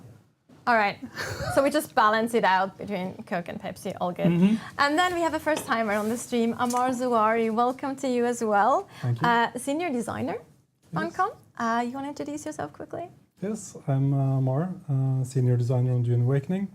I mostly work with systems such as the Landsraad, what we call hazards, such as quicksand, drum sand, and sandworm.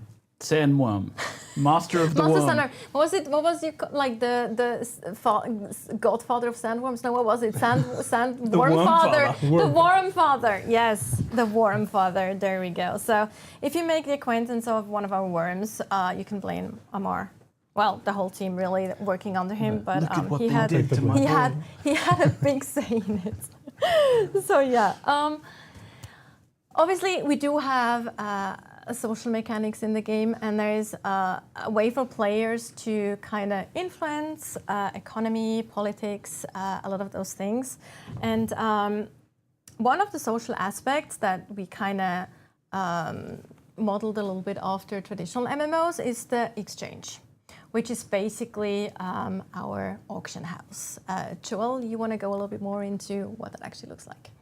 Sure, I mean, you can probably see it on the screen right now, hopefully. Yeah. And so, you know, it's like, this is one of the reasons why we think Dune pushes a little bit beyond your average survival game, because we have this worldwide, and when I say world, I'm talking about our definition of world, which is battle groups in other games.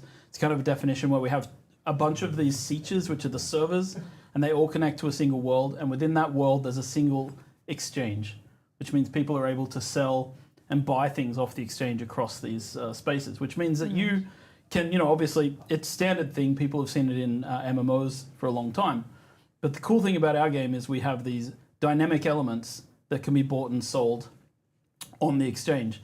And we really tried to bring sort of, to focus some of the things from like, from the advantages that this type of game has. For example, freeform building. So you'll be able to craft the buildings, as you saw earlier, save them to the replicator that we showed, I think, in the earlier part of the live stream. And then you'll be able to go to an exchange, preview someone else's building sets, and then purchase them, bring them home, and then place out your own buildings. And obviously fill them in. So kind of the idea here is that we have this dynamic content. It means that people who play this role of architects, which is something that we've seen as I think a new kind of play style that comes out of these kind of games, these survival, you know, open world crafting games. People who are architects are actually able to make a living, hopefully, by selling really cool designs on the exchange to other players. And of course we'll have people who make beautiful artistic things like the scorpion we saw that was really cool and stuff like that. Yeah. And, you know, then we'll also have people who are like sweaty PvP raiders who are really like making their honeycomb boxes to put out in the deep desert. So hopefully, you know, this creates some sort of economy around this, and that's kind of one of the coolest things about our exchange. Yeah. I also think it's really cool because, again, if you don't like to build, you can just go there and get something really cool if you wanted to. Maybe you want something, but you don't want to spend the time to actually design it. So I think this is a very, very cool feature. And there is, of course, other things that you can as well.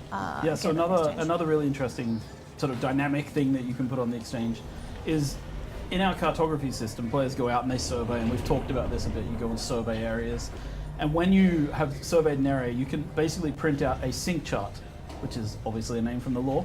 Print out a sync chart of the area that you've been surveying, and that basically fills in all the resources and all of the things that you've seen on the map. You can go to the exchange with a printout of your sync charts and sell those sync charts to other players. So it's, you know, for Haggard Basin South, the starting region, the areas are fairly set. But of course the deep desert resets every week. And there are 81 different zones in the deep desert that need to be basically set up in this way. Yeah, surveyed and printed out. So we see this as kind of an activity that we'll see players doing, right? Both, you know, in a guild, you probably have dedicated scouts who go out, survey the deep desert, try to get as much of the resource information as possible, bring it back and hand it out to their guildmates. But in addition to that, we'd also expect there to be independent contractors, people who go out to the deep desert survey and then sell their maps on the exchange. And hopefully you can also get a reputation as being someone who's very thorough, someone who does a good job of the cartography loops of the game. So people start to recognize, okay, this person's a good cartographer. I'm going to buy their maps. They're generally up to date for the week and they're generally in good shape. So hopefully, again, just like the architect, we want that to be a style of play that people can really lean into. It's the same with cartography. We hope that there are scouts and people who lean into this map-making side of the game. So also, like, as you just mentioned, Deep Desert is so huge. Even if you're a big guild, you won't have time or the resources to actually really survey everything. And maybe you don't find that spot that has like super saturated resources. And then someone actually goes out. It might be a single player that isn't even like, it might even be a PvE player that might just try to sneak around all the PvP stuff, and they still have the opportunity to kind of make a dent here and be important in the context of everything, especially the deep desert. So I think that's pretty cool. And then we can also talk about the explorer, for example. That's also another thing that there's an opportunity for explorers here as well, of course. Sure, I mean, yeah, so we have the unique schematic system in the game. We've talked about this as well, where players are able to find unique schematics, but they're limited creation runs. So you can only like create the item that you find in the unique schematic one time. So you want to find multiple versions of the schematic in order to like save that up and then, you know, craft more. So if you go and find a very rare schematic that nobody else has found, you can make a choice. You can either sell the schematic itself on the exchange to another player, which they can then obviously purchase and craft, or you can craft the item yourself and sell that on the exchange. So you also have this choice of how to approach putting things on the exchange, whether you want to be known as the person who crafts this very specific rare thing, or whether you want to be, you know, someone who just like sells any interesting schematics you find on the exchange for other people to pick up. And this is something that also allows, like, the deep desert is a PvP area, and we know that some people never want to go in a PvP area ever, but they'll be able to get the items from the deep desert hopefully on the exchange, as other players who are willing to go there will sell them as well. So there's hopefully this crossover. And again, going back to the guild layer, we're hoping that, like, you know, there are some people, I think guilds will have this multifaceted approach where you have your scouts, your architects, your crafters, and your PvPers, right, and PvEers. So people who go out with different tasks and then they come back and they all work together to create the full stack. Yes, and I think guild activities is going to be something we talk about very soon. Yes, we will. But also, like, just to mention that again, so that's every archetype basically is kind of important in the big picture, which I think is an important point to mention here. Now, obviously, you can't just access the exchange from anywhere, right? I mean... Yes. Yeah, nice lead-in. I know, I'm trying. That wasn't the best one, though, I admit. Of course, the exchange is only available in the social hubs, yes. So Harco Village and Arrakis. This is because we want players to deal with a bit of logistics, but we also want players to see other players a it's lot, nice, right? And the deep desert is a big, lonely place. Until you get, you know...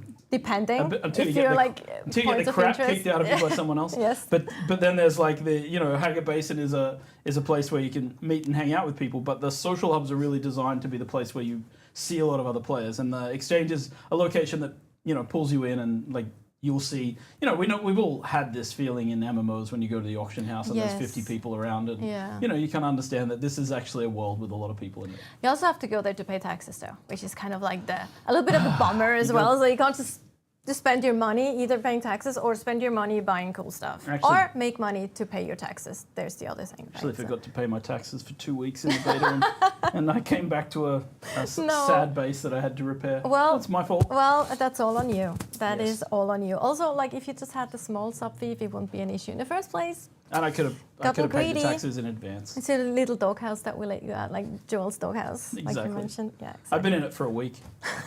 Until the next 2 weeks almost. Yes. So, obviously, that was one of the aspects that players can actually kind of take part in the economy. But more importantly, players can also take part in politics. That brings us to the Landsraad system. Before we go into the actual mechanics and what that looks like, Joel, maybe you can give us a little bit of a background of how that actually fits into the Dune lore. Yeah, so the Landsraad is the High Council that deals with the Emperor in the books, right? It's kind of this political body. They have some influence on the policies of the Imperium.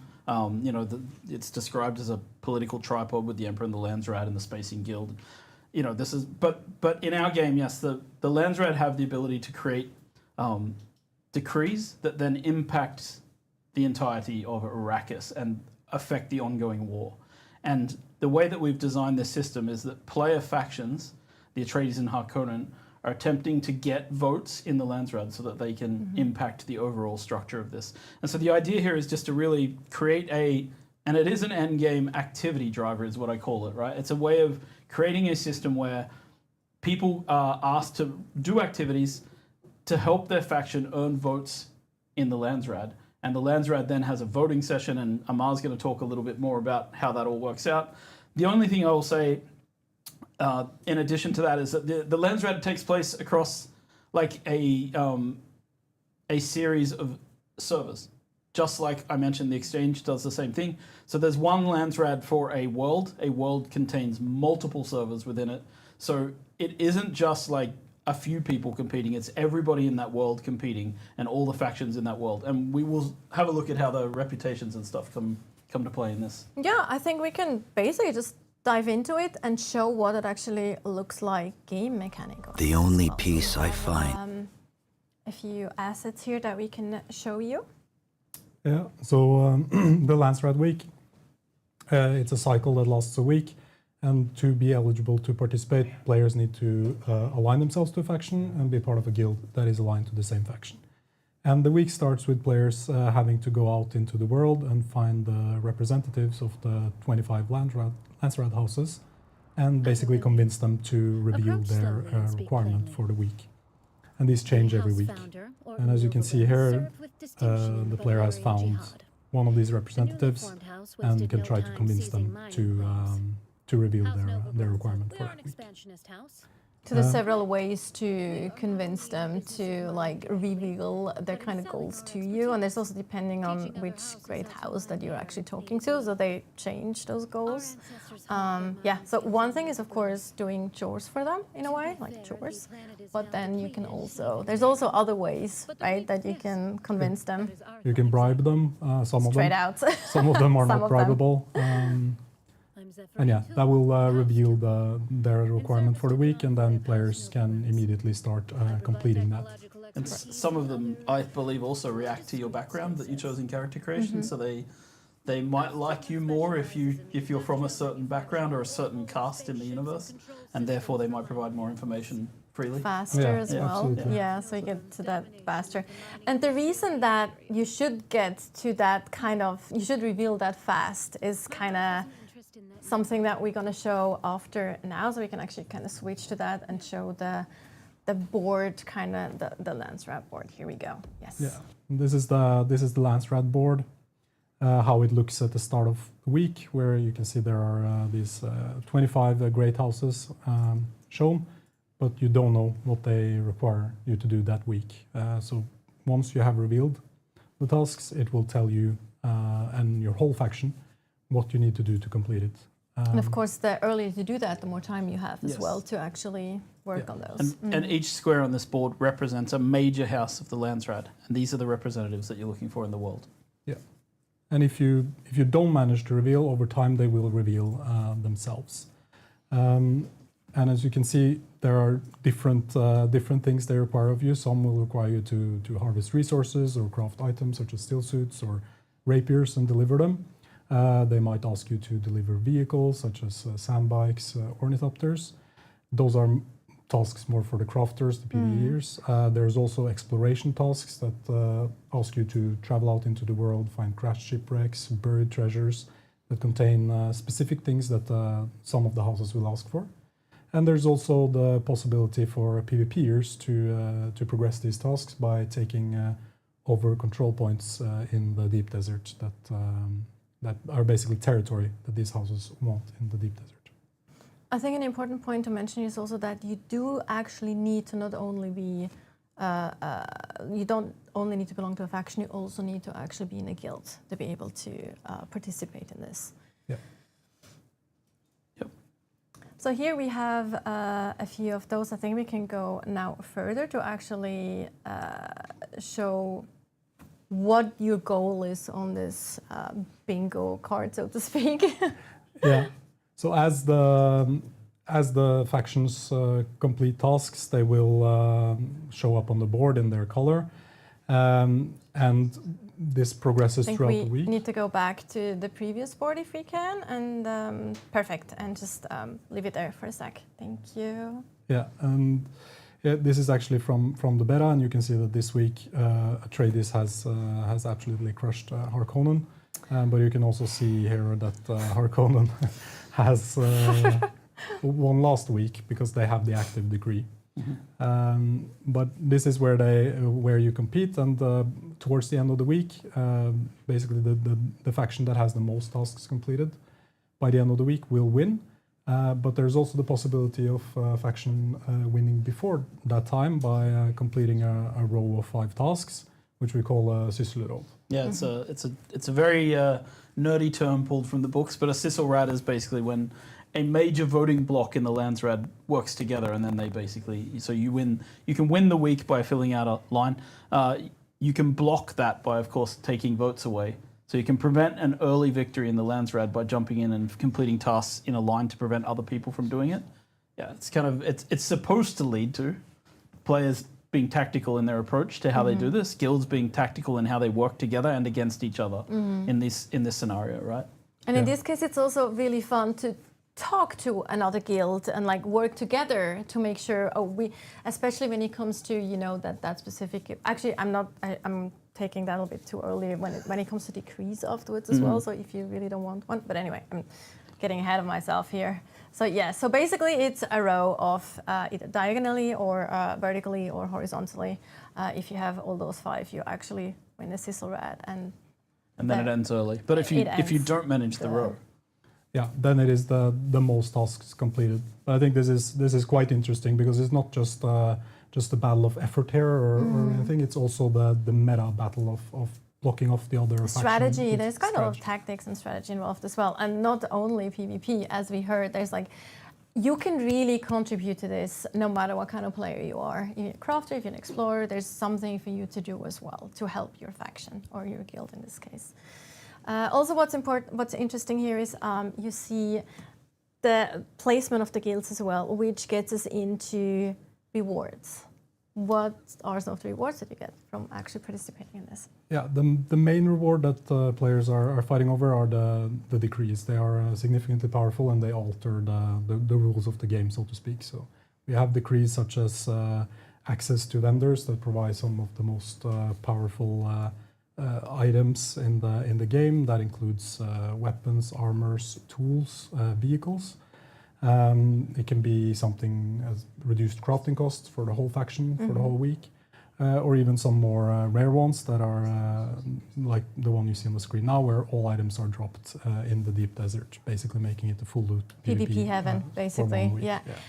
I think what's important to mention again is that this is actually for a whole world. So you change basically the rules and the mechanics for a whole world and all the servers or sieges that are part of that world.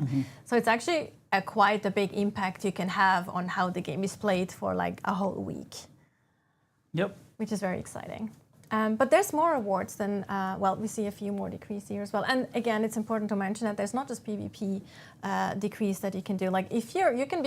We actually discussed that earlier. If you can be if you want to be a guild that is all about peace and you really want to kind of stop the PvPers from doing their thing all the time, you can actively try to block them from, because they want to go for full loot again and stuff like that. So you can actually band together with other guilds and try to kind of counter that in a way, which I think is actually pretty cool. Yeah, one of the ways you can do that is when when the week ends and the voting session starts, the guild leaders are the ones that can vote on the selection of 3 decrees that week. And they vote with something called voting power that they gain based on how much their members contributed to the tasks. So a PvE guild, as you say, that is very active and contributes a lot, they have more to say on which decree is chosen. than a guild that contributes less. So it's not only about the factions winning against the other factions, it's also about which guild within that faction has contributed the most. Exactly. Because they get more power You to can, decide. you can see on the screen that on the two sides, you can see the top 5 contributing guilds. So you can sort of also, like as guilds, you can also think about how you want to climb the ranks. So particularly the Harkonnen who like to backstab and take over each other's places. Hey now. But like it's you can see the same like with the Atreides. Maybe they're a bit more noble about it, but it's about there's also competitiveness within the guilds, within the factions, as well as this competition between the factions, which is, you know... You're saying there might be backstabbing in between the factions. I'm saying there might be plans within plans. That's all I'm saying. Yeah, plans absolutely. within plans. And that's kind of the idea here, to build this system. And I want to stress that, like, when the game launches, this will be there, but it won't be as fleshed out as it will be over time, right? Because we'll continue to add more activities, more decrees, so that the game will continue to evolve with different things happening, right? Like, and that's kind of the idea. Like, when we add X, that's going to start showing up in the Landsraad as an activity that we want people to do as a part of the Landsraad. And so this is a system that I feel has like an infinite potential to continue expanding as the game expands, and that's kind of our goal as well. Especially since you don't only have the decree as rewards, there's other things as well. And it's not just the factions that are the winners, even if you lose, but maybe you can comment a little bit on that as well. Yeah, you have something we call personal rewards that are for each of the houses, and they give everybody who contribute a certain percentage rewards. The rewards can be something like a great amount of Solari, a large amount of endgame components, unique schematics. Again, they're always powerful. And eventually even the house colors of that house as a swatch that you can apply to your own armor. And this is given to players regardless if they win the task or if they don't. And they start at a pretty low percentage, so it should be something that's achievable for many players. Also on a even as a personal solo. level. Yeah, that's really cool. I think it's one of the decrees actually, because you can actually, I'm not sure if we've shown it on the asset, but you can also unlock a special vendor. Like that's, I think that, is that a decree? I actually not 100% sure. It's a decree, yeah. There's multiple decrees that unlock different vendors, and they have, as I mentioned those before, unique schematics that you mentioned. They're very strong schematics, and they also have discounted general endgame gear as well. So there's a double reward there in a way. And we talk gear, we don't mean just armor and weapons. We also mean tools and other things that are vehicles. Interesting, yes, for like any kind of player. Yes.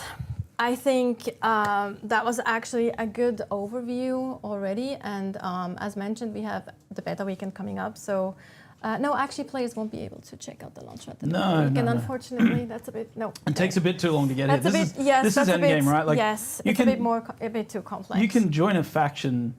Probably you can join a faction in the beta. You can. I think you'll be able to join a faction and like start doing quests and get a feel for what's it like to be a Harkonnen on the ground, or what's it like to be an Atreides.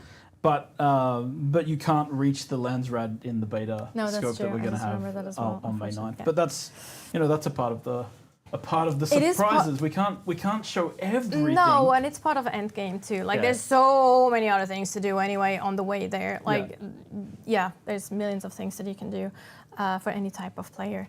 But yes, thank you so much, Joel. You're actually going to stay here because you're going to help us with the Q&A.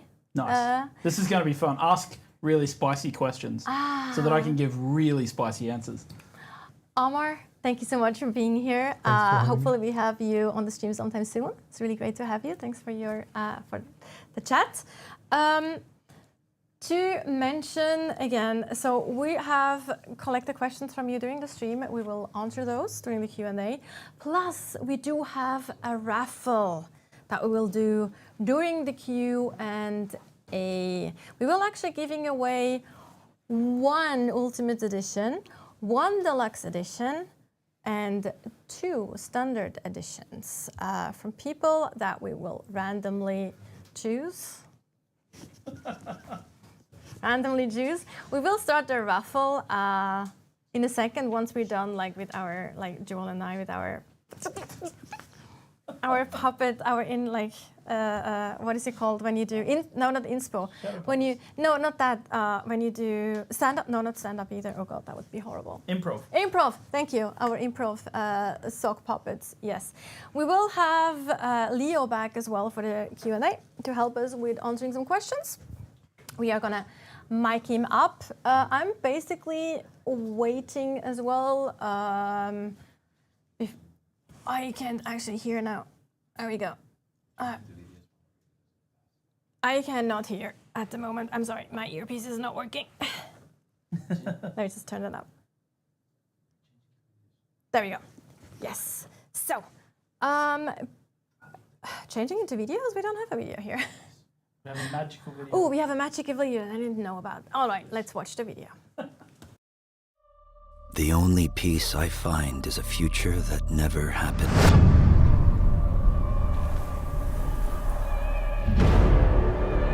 One where I, Paul Atreides, was never born. I created the future until it created me. But I see a narrow way, a path that might have been. What if my mother had obeyed her orders and given birth to a girl? Everything would change. Dr. Yue exposed before his betrayal. A world where my father lives. House Atreides surviving the Battle of Arrakis. Sardaukar deployed to protect the spice melange. A war of assassins spreading across the planet. Fremen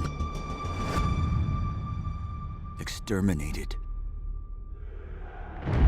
No Muad'Dib.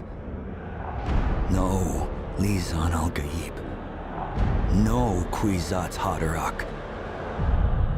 All of my visions lead to horror. Except for this one. This one leads to you.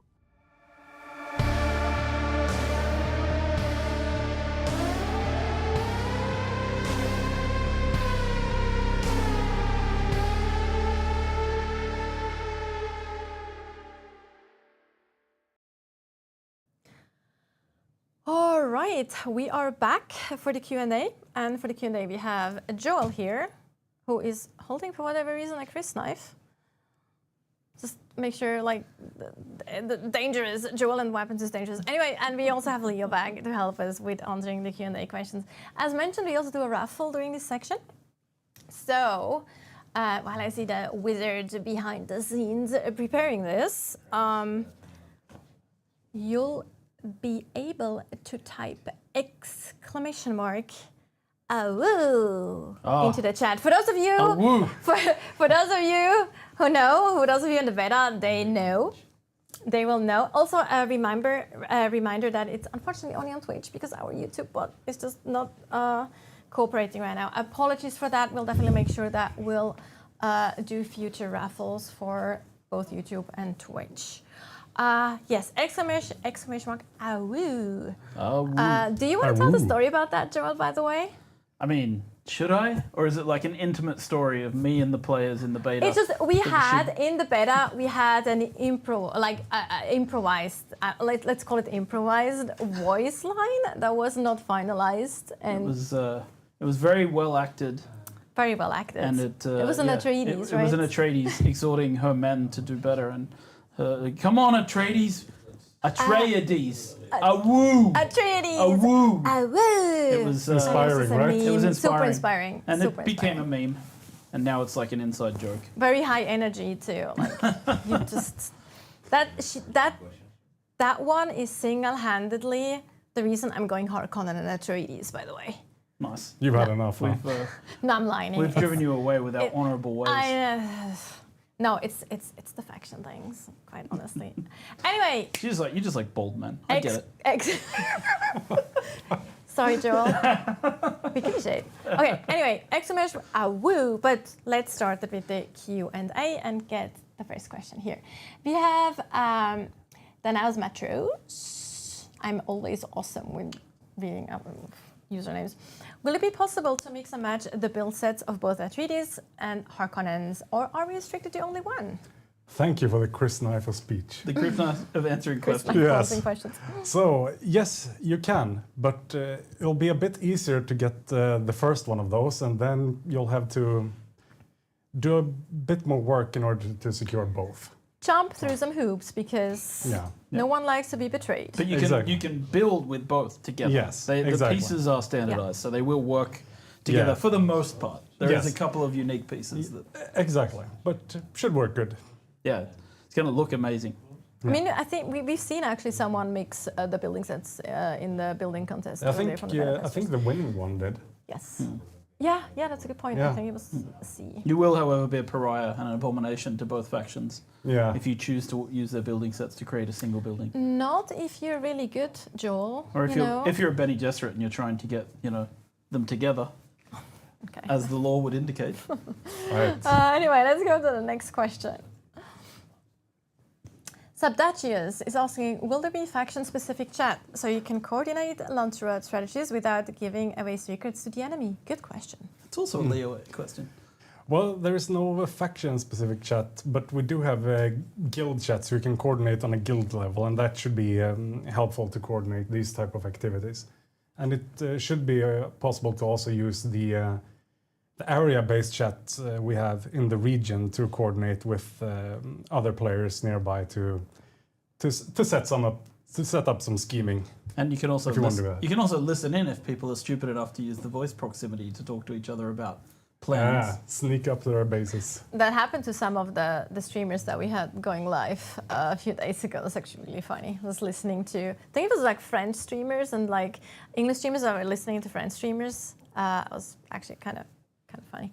Anyway, let's go to someone's going to punch me for this, but were they coordinating their surrender? Or was it just... No? Okay. I don't know. Never mind. Don't remember.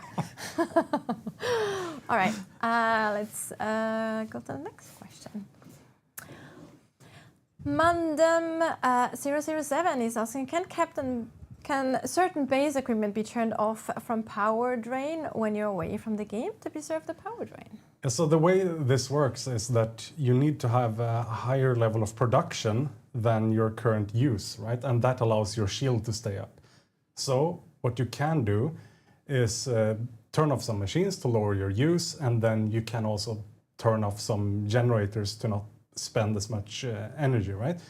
But there's still a limit to how much fuel you can have stored in the generators, right? So it's not indefinite. But it does make it a lot cheaper for it to last longer. Yeah, so basically just have the fuel there to power your sub-thief so your base is protected, which is kind of the most important thing. Yeah. Yeah, so like it's a very simple calculation. One fuel cell lasts 1 hour in a base generator. So it's very easy to have enough fuel to figure out how many hours you have left based on like how much fuel do you have. I think the sub-thief even tells you now as well. Yeah, like you see how much days. And everything. Yeah, for sure. Yeah, we saw that earlier. But you can turn off, like it doesn't matter that much if you're not above the power usage of the generator. So if the generator makes 75 units of power and you're using 25, 30, 35, 40, whatever, and then you turn off all the things that are using up to 35 or 45, it won't change the rate at which the generator generates power, so it doesn't matter that much to turn them off. Yeah. It only matters to turn them off if you're starting to go above what the generator can handle, right? So so but as Leo says, the base rate, 1 fuel cell per hour, and then you can stack up enough. I think it's 3 weeks of power right now. Yeah, or perhaps even longer with the biggest one. Yep. So it's quite a lot of power that you can. So never fear. We've thought about people who need to go away for a few weeks or whatever and have holidays and things like that. Just go on holidays for like a half a year or so, basically. Just get a friend to check in on your base for you if you've got to be away for too long. Yeah. Boris8489 is asking, would love to know what kind of system is in place to prevent making this always one-side winning. Sure. We didn't expect that question at all. Maybe. We have a couple of systems, one of which I'm definitely not going to talk about because I don't think I should. No. And because also then I know people will start trying to game it, and I really dislike it when people do that. So I'll not talk about that one. The little devil on your shoulder just telling you. No, don't however, there is a new faction that we will add to the game sometime during post-launch, and that faction's job will be to make sure that the Landsraad remains balanced. And there'll be a whole set of different mechanics coming into the game around that third faction. And that's all I'm going to say for now. But yeah, we'll see how it goes. It's not such a, I think, onerous task for people to be able to keep this fairly even if the population dips in a particular direction, right? If you end up with like, you know, a lot more Harkonnen, then you end up with a lot more Atreides on the same world. Shouldn't be the case, but if that happens, it's still completely possible for the Atreides to participate and make changes in the Landsraad. So it should work out. That's basically, but I'm not going to talk about the detailed mechanics behind how that works. No. We can ask YouTube comments to comment below what they think, what kind of faction we're introducing next. That'd be cool. Yeah, let's do that. Just comment on what you think or what you want us to add.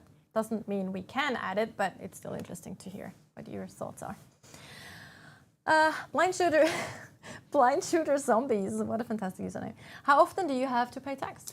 Yep, so the way this works is that you'll need to pay tax every 2 weeks. That's a cycle. And to expand on that a little bit more, then if you don't pay the tax at that point, then your taxes will be overdue, but your base shields won't actually be turned off until you forget to pay for another week after that. So you have quite a bit, or another 2 weeks after that. So you have quite a bit of time to pay. You get a red letter saying "pay now or else." Pretty much. Yeah. like low-level starter cars coming to your house and like knocking on the door. Like my university student days. About time. I don't have to pay this yet. It's fine. It's only the second overdue A bill. third until you get the third overdue That's how it is. message. Yeah, exactly. Just First one is just a suggestion, right? So Choker DXNK. Apologies if I butcher username. I'm not doing it on purpose, I swear. If someone buys my blueprint, is it a one-time sell and I'll have to list it again? Yes. So one tool is one use. So you'll have to create the replication process again, right?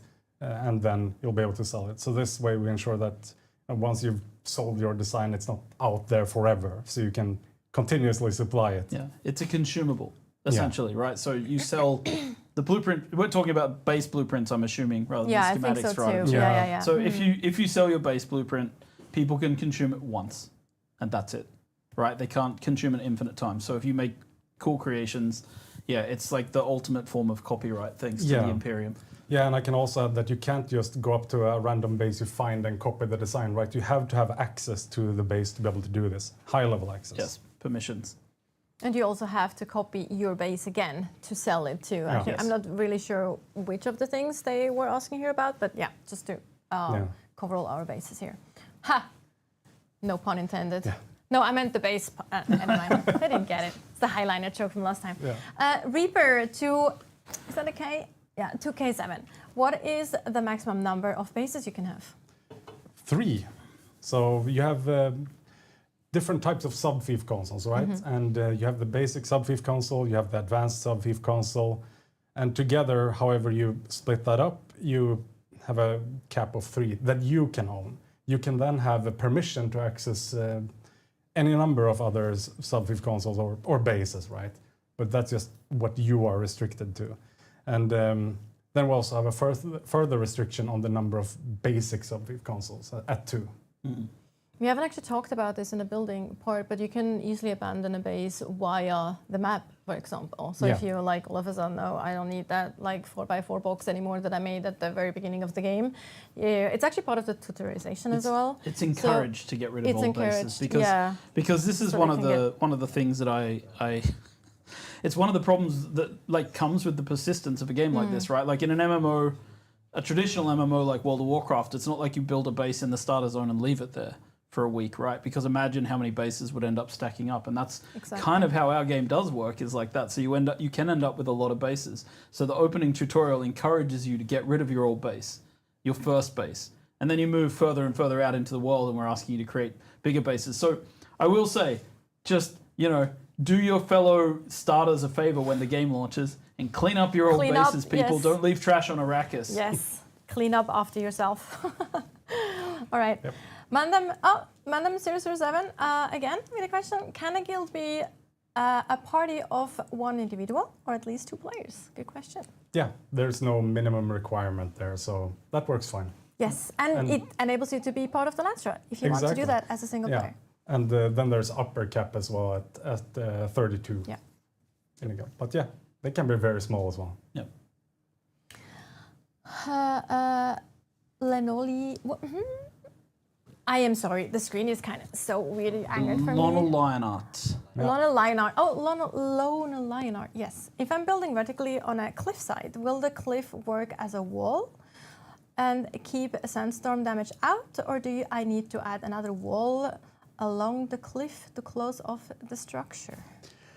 That's a good question too. So for that one, yes, you will need to add another wall. And it depends on certain complicated factors depending on the distance to this opening and how close you are to the other surrounding walls and roofs. But in essence, yes, to be safe, you need to do that. And the reason we're doing it this way is to make sure that bases and their contents eventually do decay away if they are in fact abandoned, right? So we don't have bases staying around permanently taking up space. I mean, while we don't expect anybody to quit this video game over time, yeah, while we expect 100% of our players to keep playing forever, there may be some that leave, and then we're going to have something like a decay system in place. So yeah, that's why we have to do this. Yeah, or you could just get tired of the base and move on, right? We need it to be removed in that case. Yeah. Sarah Nielsen is asking, how do you set access level towards strangers to your building? Yeah, so if it's if the question is if you can give access to someone you know, then you can search for their name and add them that way. And you can also interact with their character in the world, give them access that way. If you have them on your friends list already, imported through Steam, for example, then you can also go through the social system menus we have and edit permissions for someone in bulk. Now, it could also be that the question is if you want to make your base or parts of your base public, right? I think that was the question. Yeah, exactly. And what you can do then is go to individual objects on the base, like doors or machines and whatnot, and lower its access level requirement to public. And then anyone will be able to access it. And we've seen some really cool examples of this in the beta, where people, for example, put out a little bit of a drink of water for other players, or a little piece of shade, or somewhere for them to shelter for the sandstorms, and they make a little area of their base. It's just a little bit public, so people passing by have somewhere to stay. Like it's a very little, nice. A water station with like different water consister, like where people can get water and stuff. So super nice. We saw the public toilet earlier as well. Right? That could be a good one. That is true. Yes. Generous to strangers. Yeah. Empty your still suits. Michael is asking, can you move the whole base, or you need to build it all over again? You can copy the design to a Solido replicator, right? And then you don't have to come up with something new on the new location, but yeah, you do need to build it again at the new location and carry whatever items you want at that place manually. But to help you with that, you have vehicles as well, right? And vehicles can have quite sizable storage. So that makes the process a whole lot less inconvenient. And there's a quick deploys, right, which is super nice with vehicles specifically. Yeah, the quick. And we're also very generous with the building costs in this game. We like when people make cool buildings, so we're not trying to make it a super grindy, like, you have to spend 20 hours getting enough materials just to build the base, right? It's actually, I think, relatively fast compared to the standards of the genre. Yeah, I fully agree. I was actually I was going to comment on that, because what I generally do is I don't care about granite, for example, or the base or the material for the base. I generally might just dismantle the actual refineries or so, just so I can get them up really fast again, or immediately, especially the power generator early on. And anything else, you can just a few minutes and you have the material again. Yeah, so nice. We wanted to find that sweet spot where it still feels like you worked to earn that base, right? So it isn't so cheap that it feels valueless, right? Yeah. You still have to work for it, but it's not so much that it becomes painful to gather the materials. So I think we've found that sweet spot. You don't spend hours refining just to make a single wall. Yeah, exactly. Also, I feel like if you have one of those huge bases that we've seen, then you're basically established yourself, and you're most likely not going to move next week again, right? So there's that as well. So yeah. All right. Dragondi. Dragon die. Dragon die. Can you link friends' bases together? Well, you can place bases pretty close together. You can't actually link them together, right? I think one way you could do something. Permissions, maybe? No, you couldn't cross the border, but you can still make permissions. So yeah, you can have them next to each other and have permissions to cross into the one another. Now, what you could probably do, if you really wanted to have separate buildings, is to expand your land and then build 2 separate buildings. That might work. Also, you could have because you can't put them so close next to each other, you can just have doors that are so close that you can just go from one to the other. That's not otherwise working. We'd be in the griefing territory. We have to, because otherwise people could surround your land claim, right? So we have to give people a little space to we have a buffer zone. That's why they're designers and I'm not. Sadly, we have these lovely people on the beta who build really nice things for other players, and then occasionally we see people in the beta doing things that are quite nasty. And then but the good thing about betas is we then get to make design allowances for these kind of behaviors, which is great. We will learn and make sure that it's a bit harder to do in the future. Yes. Scarcy, can you build into rock, make a cave and an underground base? Yeah, so what you can do is, there are some formations where this makes sense, right? So you can build around a cave entrance or underneath a large overhang, or things like that, right?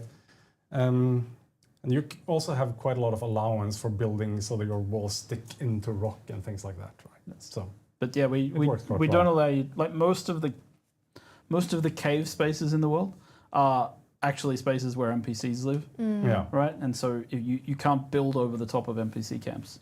Yeah, there are very few where it's actually caves that you can do that. Yes, so. But you can build under rock structures and things to make You can't actually dig into the terrain to do it. No. Igor Litvinovic is asking, is there a solution for gamers who go on vacation and don't want to lose their entire base home but don't have access to the game? I think that goes into the question that we had earlier, but we can go over that. We mentioned it, right? You can basically have fuel for around, I think you can have basically 3 weeks, then it's a week before everything will sort of start to decay. Yeah. So you have about a month, but I think that's about the limit we can do. Yeah. Right? Because with taxation as well, it's around a month. Yes. The thing is, I don't think people should expect more because we can't really guarantee people are going to be keeping playing the game if they're gone from the game for a month. But what you can do, as mentioned sort of before, is you can get someone else to just fuel your base for you, give them temporary permission if you trust someone.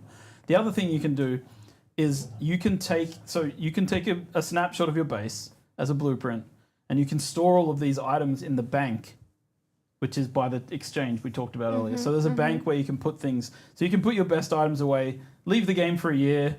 You won't have your base when you come back, but you'll still have the blueprints for that base, and you can place it out and start from basically where you were, keeping your stuff at the tier that you were at. And the character will be persistent, just like in any sort of online multiplayer game, any kind of MMO. Your character will still be level 70 or whatever. So if you go for a long vacation and go away from the game for a long time with a little bit of preparation, you can come back and be on your feet again pretty quickly. But if you want to go away for more than 4 weeks, it's going to be hard for us to make sure that everything stays without any decay. And obviously that would lead to servers becoming really cluttered as well. So we have to be, we have to make sure that the game continues to flow for everyone else as well. Yeah, and the bank, as mentioned, it does fit quite a lot of items, right? And you can also bank your Solari, your currency in there, which also further allows you to push ahead once you come back. So you don't have to struggle through the progression as you normally would. Exactly.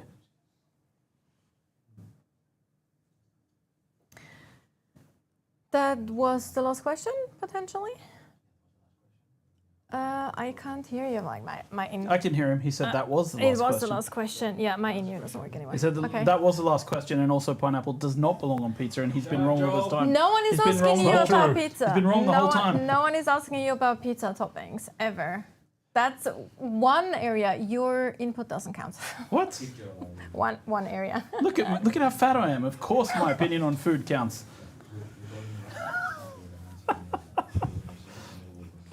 All right. Cheers, chat. We should get actually some envelopes once the raffle is over.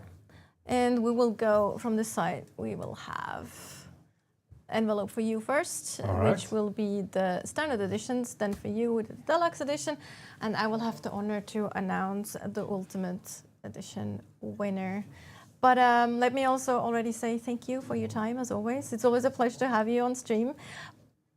Even though other people, even though people might not believe me saying that. That sounded so sincere, Natasha. I was like, It is no, I'm not joking. It is a pleasure to have you on stream. No matter the chaos. People enjoy my like toshus. Chaos Goblin. It's a style statement. Yeah, this is who I am. Free food pics. People thought I was drunk on the last stream, but the reality is it's just who I am. And well, that's that was sad too. even for you. That was actually more energy than normal, which is quite too much Coke Zero. That's why I've switched to the max. Quite impressive. Anyway, so I think we're giving it maybe a few more minutes with the raffle. Or so remember ! Woo! If you know, you know. So we give it a few more minutes. What is chat's Yeah, best? my in-ear doesn't work anymore. What's the best Dune puns, chat? I'm not sure why it doesn't work. What's your favorite lost Dune power. pun? Oh, now you're putting me on the spot. Not sure I can think of any. What do you call What do you call a sandworm that won't show its Yeah, face? It's You know this one. Oh, I know that one. A shy halud. I like it. Yeah. Here comes envelope. Oh. We have the first envelope. So we have Will you take the Chris knife? standard edition. I will take it from you with my hand and put it in my pocket. Are we ready? Go for it. So for the ultimate one. No, standard. You're just reading this one. Standard. But it's in the wrong order. Yeah, I know. It's what can I say? Yeah, so it is. Okay, standard first. I_Nightshade I. Congratulations. Congratulations. Also pronounced E Nightshade E. Is that correct? How are we like? I'm not sure. Are they supposed to message us? I actually. Yep. We will DM you. So we will DM you on Twitch. All right, and then for further information. Next one for standard is Goddard 202. Goddard's 202 or Goddard 202? Congratulations. I think Goddard 202 or Goddard's 02. One or the other. It's fine. It's good. Yeah, it's okay. Well done. Cool. Now Joel has the pass it over. Yes. All right. I just like this. You do realize this is the most dangerous thing you could ever do on a live stream. Read out names of people's names. Like there could be all kinds of things of written course. in here. I know. Yeah, like your mama was a sandworm. That's like could be one of the names. All kinds of things. This is, however, the deluxe edition goes to Windy 1995. Windy 1995. Probably born in 1995, which makes him a very good age. And now, drum roll for the ultimate edition. Nice, I love it. Thank you, boys. Joker_PL, congratulations. You have won an ultimate edition of Dune Awakening. We will DM all of you on Twitch with further instructions. I won't DM you. No, not Joel. You don't want Joel to DM you, believe me. No. So I won't slide into your DMs like that. Don't slide into anyone's DMs, please, Joel. We're still dealing with the last lawsuit. No, I'm just joking. That was a joke, by the way. That was a joke.